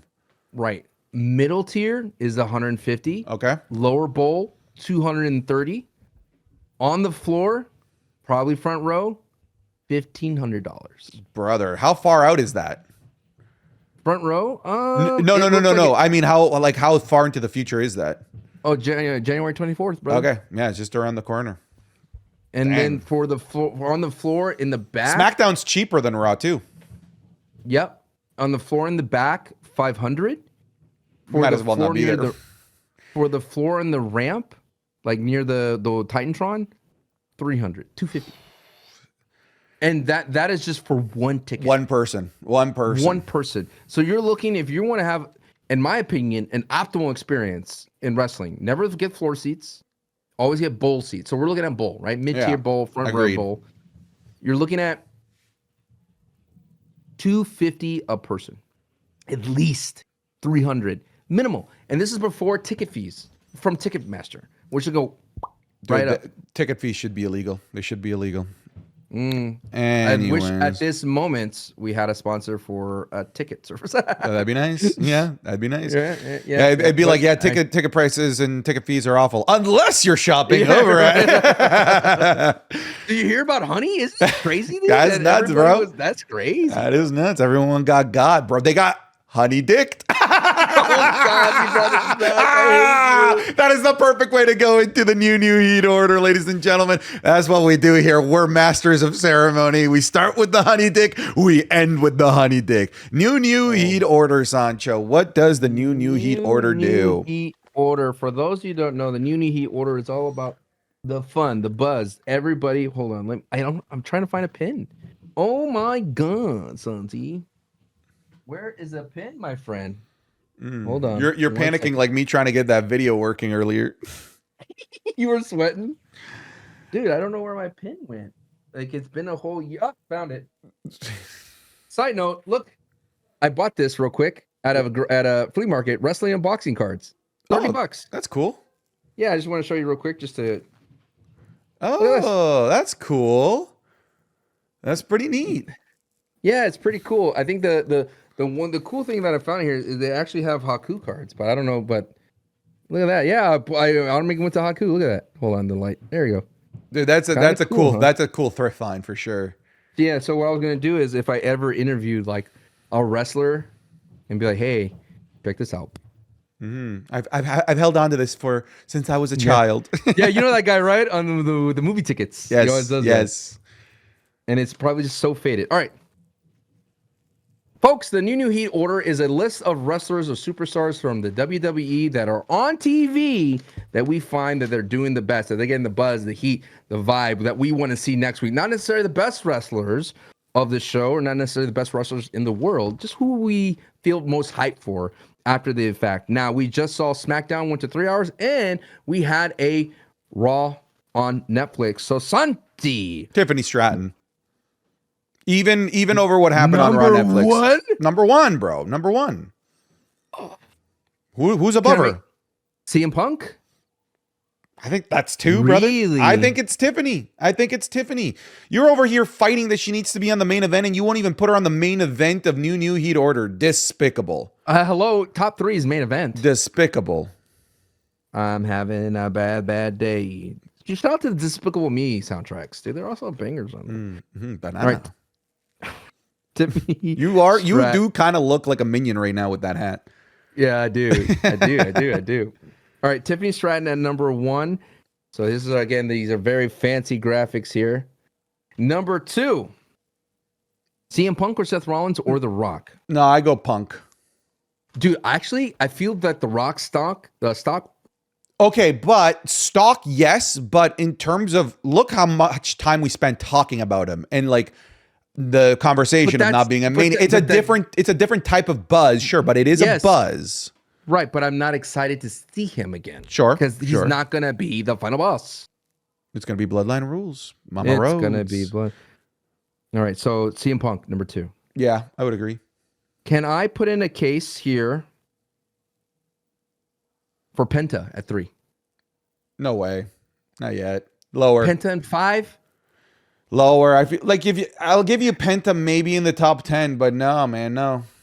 You're not excited for a Penta versus Gable? No, I'm excited, but like there's so much more that happened. I'm gonna put Penta to the side. Yeah. And I swear to God, if DIY is on this list over Penta, I'll be mad at you. I'll be so mad at you. If you put, Pretty Deadly, they got to be able to run around. Dude, Pretty Deadly needs to be in the top 10. I'm already making that fight. No, maybe at 10, but not over Penta. Okay, and right now Pretty Deadly. Do you feel that the War Raiders are so far? What do you feel about them in their run so far? I mean, it's impossible to grade it yet. We need to see what they do now that they've got this extra hour. They need to be able to get the same treatment that the Smackdown tag team division's gotten. Now that they've gotten their third hour, we need to wait and see. Okay. So number 3, is this where Seth Rollins goes? I feel Drew McIntyre's stock kind of went down because he lost. It did. I would say, look, I think either here, Roman or Seth. I'll let you pick. Roman. Okay. He got his Ulafala back, dude. Got his Ulafala back, likely to be the cover athlete of 2K25. Yeah, I hate that they used his first appearance with the Ulafala just to promote 2K25. I'm tripping. I'm like tiptoeing because I want that 2K25 sponsorship, baby. I feel that. But Hulk Hogan. Yeah, Roman Reigns. No. There's an Jimmy Hart anti-immunity order. Oh, God. Shouts to Jimmy Hart, bro. That man, he waved that flag with all his heart. It's not easy to wave a flag, especially a flag of that size. All right. Thanks for the input. Number 3, Roman Reigns. All right, number 4, Rollins. Who? Rollins. Okay. You said it like Rollins. Rollins. Feel like a dog. Rollins. Rollins. Oh wow. Oh wow. Number 5. Boy. Dude, it's a shame that we didn't get any White 6 in Final Testament. That's kind of weird, right? We thought we would get it. We thought maybe next week. What a great place to showcase the wares on the Intuit Dome. Intuit Dome will look cool with all the little lights. It will look really awesome, all the fireflies. But what did they say? They get out of here. 5. Let me think 5. here. Maybe okay. Let's think of SmackDown. Maybe Nia Jax here. Kevin Owens. Attacking Roman too as well. Let's put Kevin here. Kevin here. Any love for Solo Sikoa here at 6? Yeah. Let's make sure Solo gets some flowers here. Okay. Number 7, Pretty Deadly. Kicked out of a Haluva. No. Why? Because we still have Penta. Brother, they're the driving force of the tag team division, which is so funny. They're the ones that are creating all of the plots. It's so good. They're literally the anchor being of the tag team division. They are. Can I give you them at 10 and you could shut your mouth about it? Yes. Okay. Give me Pretty Deadly at 10. All right. Rhea Ripley. Yeah. Okay. We need to make some changes then because Rhea needs to go higher than Kevin Owens. Or you're not feeling Kevin. You're not feeling Rhea. The New He order. We know how great Rhea Ripley is. Let's put Rhea over Kevin Owens. I would say I think we do need to. She had the Taker rub too. She did. No, American Badass. Mm-hmm. And I predicted Taker was going to come out. Did I not? Okay. No one else was saying it. Did you hear it from anyone else? Did you see it on the timeline? Huh? Did you see it on the dirt sheets? Did you see it there? You didn't see all that, did you? Hell no. All right, so what are we looking at? Why can't you just give me flowers, dude? Why can't you just say, yeah, you called it out, dude. I'm happy for you. Never again, brother. Time to go mobile. Mobile. Okay, dude, this list is all scrunched up. Okay. Anyway, that's why we have these expensive graphics. Nothing like pen and paper. Because imagine if I had like graphics, I had to like, oh, let me copy and paste. Let me. So we're 8, 9. We need 8, 9, 8, and 9, or 7, 8, 9. We need 5, 6, 7. We need 8, 9. Okay, 9 Penta or 8 Penta. Okay, 8 Penta. All right, we're all about that. Okay, let's think of SmackDown. Anyone on SmackDown here? Andrade looks bad. Andrade is in a. LA Knight is back in the picture. Right back in. You put LA Knight here. He had some good promo. Finally stood tall over Nakamura for the first time. Good backstage interview. Showcased in the crowd of Raw Netflix. Put him there. No love for Ray? No love for New Day? No, not this week. No, New Day did a lot of work social wise, by the way. Sure, and they hate Big E so much. Did you see Xavier's argument with Megaran? No, I didn't. Okay, it's on Megaran's Instagram. It's funny. Oh, yeah, Megaran. Yeah. We did a panel with Megaran. Shout out to Megaran. All right, so any love for Naomi, Nia Jax, the great match? Nope. Piper, Meechin, Chelsea Green. I think we got it all, brother. You know, we didn't give a New Heat order when Chelsea came out in the Statue of Liberty. Top 10. Yeah, but the promo wasn't great. The promo was like a high school valedictorian speech. It was bad. Not good. Not good. All right, folks. Here's your New Heat order for the new year 2025. At number 1, dude, my handwriting is terrible today. Terrible. Number 1, Tiffany Stratton. Number 2, CM Punks. Number 3, Roman Reigns. Number 4, Seth Rollins. Number 5, or as you said, Rollins. Number 5, Rhea Ripley. Number 6, Kevin Owens. Number 7, Solo. Number 8, Penta. Number 9, LA Knight. And number 10, Pretty Deadly. Dude, I think it's hilarious that Pretty Deadly is like the core of the tag team division and all the stories run through them. Come on, it's pretty funny. But Santos goes, stitches get stitches? Yes. That's what Santos said? Yeah. All right, let's bring this home. Ladies and gentlemen, don't forget that you could have been listening to this episode of the Wrestling is Cool podcast 3 days earlier than everywhere else over on the Patreon, patreon.com/Santi's app. If you are so inclined, you can reach for that $15 tier that gives you producer credits. Of course, $5 gets you all of the content that we do. But an extra shout out does go to our $15 patrons who are our producers. So a special thank you goes out to Let Me Talk Tua. Yeah. Sancho Mania Running Wild. F.U. Santi on first. Now Nick Harvey. Aaron Garcia. Akira Kemp. Akai is gone. Alejandro. That scared the crap out of me. I looked over and I see the minion. Did you think I turned into I was like, what happened to him? Alex Purvis, Alan Crockett, Anita Maxwin, Antony, Ashley Ronell, Asperlitz, Ozzy Kingslayer, Austin Baker, Austin Theories, Theorist, RIP Mad Pat, Authentic Chocolate, Aiden Deshawn, Bailey Fuller, Bailey Saunders, Batsy, Ben Calloway, Ben Farton. It gets me every freaking week. Every week, bro. Barry, Be Hostile, Big Shy, Blast Pass 64, Brad, Brady Keaton, Brandon, Braden, Brian Ibarra, Bry Guy, Bryce Burt, Bunker Jonesy Loves WWE, Caleb Lee, Callis Kavan, Cameron Noel, Cameron Talks WWE, Carlos Gonzalez, CB, Chargers and Cowboys Suck Ass, Bills Better, Chew Poppy, Chimchars Collectibles, Chris Butter Lucas, Chris Eric Clark Jr. Jesus Christ, what are you, a law firm? Have you been hurt in a car accident? Do you suffer from mesothelioma? Please contact the law offices of Chris Eric Clark Jr. Dude, Jackson came into my watch party and he was like, hey man, I'm in the guy that's been asking for the Ospreay matches. Ospreay and Strickland, we know.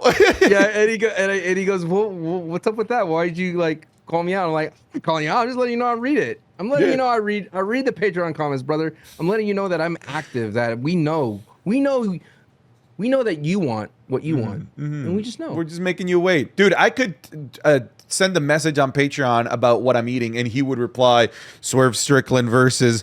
And we love that. Yeah, we do. We love that. We are thankful that you're Patreon, and we just trying to acknowledge. We see it all. We see it all. We see it all, brother. Christian Billick, Christian G. Maybe what is it? What is it like? Your watch, like you could end your watch, brother. We on our list. You know what I mean? And now my watch has ended. Christopher CM Puff, Colin O'Malley, Colin Rhodes, conductor of the Penta train, Connor Williamson, Daniel Hu, Dark Flame, Detroit Made Benjamin, Dildo. Oh damn it. They were two different words. He got me good. They got you. He got me. DJ Broadnax, Dom should win everything. Dorian Best, Drew Baumgarn, Duck Slave, Dumski, Dylan Kana, El Jochi, Emmanuel Holmes, Aaron Thorne, Isatch, Playoff Bolts. How about them boys, Sancho? Fletcher Walpole, Floating, Forever Wrestling, Franklin L. Everett, Gamerscape, Gavin, I believe that's his name. There's a bunch of numbers there. George Valdez, Gilbert Deans, Goofy Goober, GXA Man, Hartfelt, Hoodie Cam, Issa David, Jack Gibley, Jackson, Jacob Pena, Jacob Saffel, Jacoda Gamblin. I think that's it. Yeah. Jadishan, Jaden Davis, Jake Adams, Jake Chavoya, James Brian Balago, Jassim Alcazar, Javier Rodriguez, Jalen Steele, Jesse Gibbons, Jahihi Ahihi, Joe Velez, Joey Romig, Jolly Green Giant, Jordan Lynch, Jordy Marte, Jaws B, Jose Santi's cousin, Josh Sutton, JR. By God, it's Stone Cold. Okay, anyways. Why does your internet suck so bad? Oh, I'm sorry. I mean, I'm fine. I'm the one on recording my end, so it's fine. It's not. Am I breaking up for you? Is that what's happening? Oh, where was I? Juan Verduzco, Judson Daniels, Juicy J, Justin Brooks, Justin Courtwright, Justin Perkins, Caton Rivers, Ken Dean, Casez, Coady Rick Boogs, Kyrie Lawrence, Leon. Let me boo you out of the building, brother. Lil Shifu, Lincoln Timid. Luke Parker, Luke Zika, Manly Man, Marnie YCS. YCS.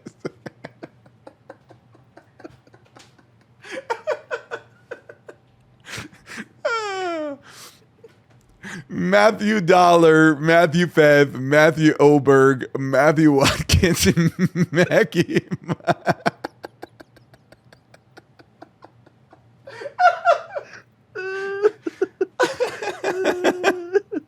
Mackie, Michael Purnell, Miguel Paredes, Mickey or Mikey Rada, Michael Harris, Mitchell X, Muhammad Al-Banai, Monte Moore, Nathaniel Stevenson, Neb, Nellen Sack, Nicholas Kyle, Noah Burton, Obi Novi, Osama Awad, Pat R, Pat McMark, Paul Heyman Guy, Pim Kaw, Frody, Punk Fan 6, Puppet Spanker Johnson, Raphael, 3030, Reaper God, Rhea Ripley's Dong, Ricky Dutcher, RKD, Robert Rogers, Royce Ruffo, Riley, Sancho carry Santi's bum ass. Santi wants Sancho to hive him the glaze. You spelled give him wrong, you idiot. Thanks for the $15 though.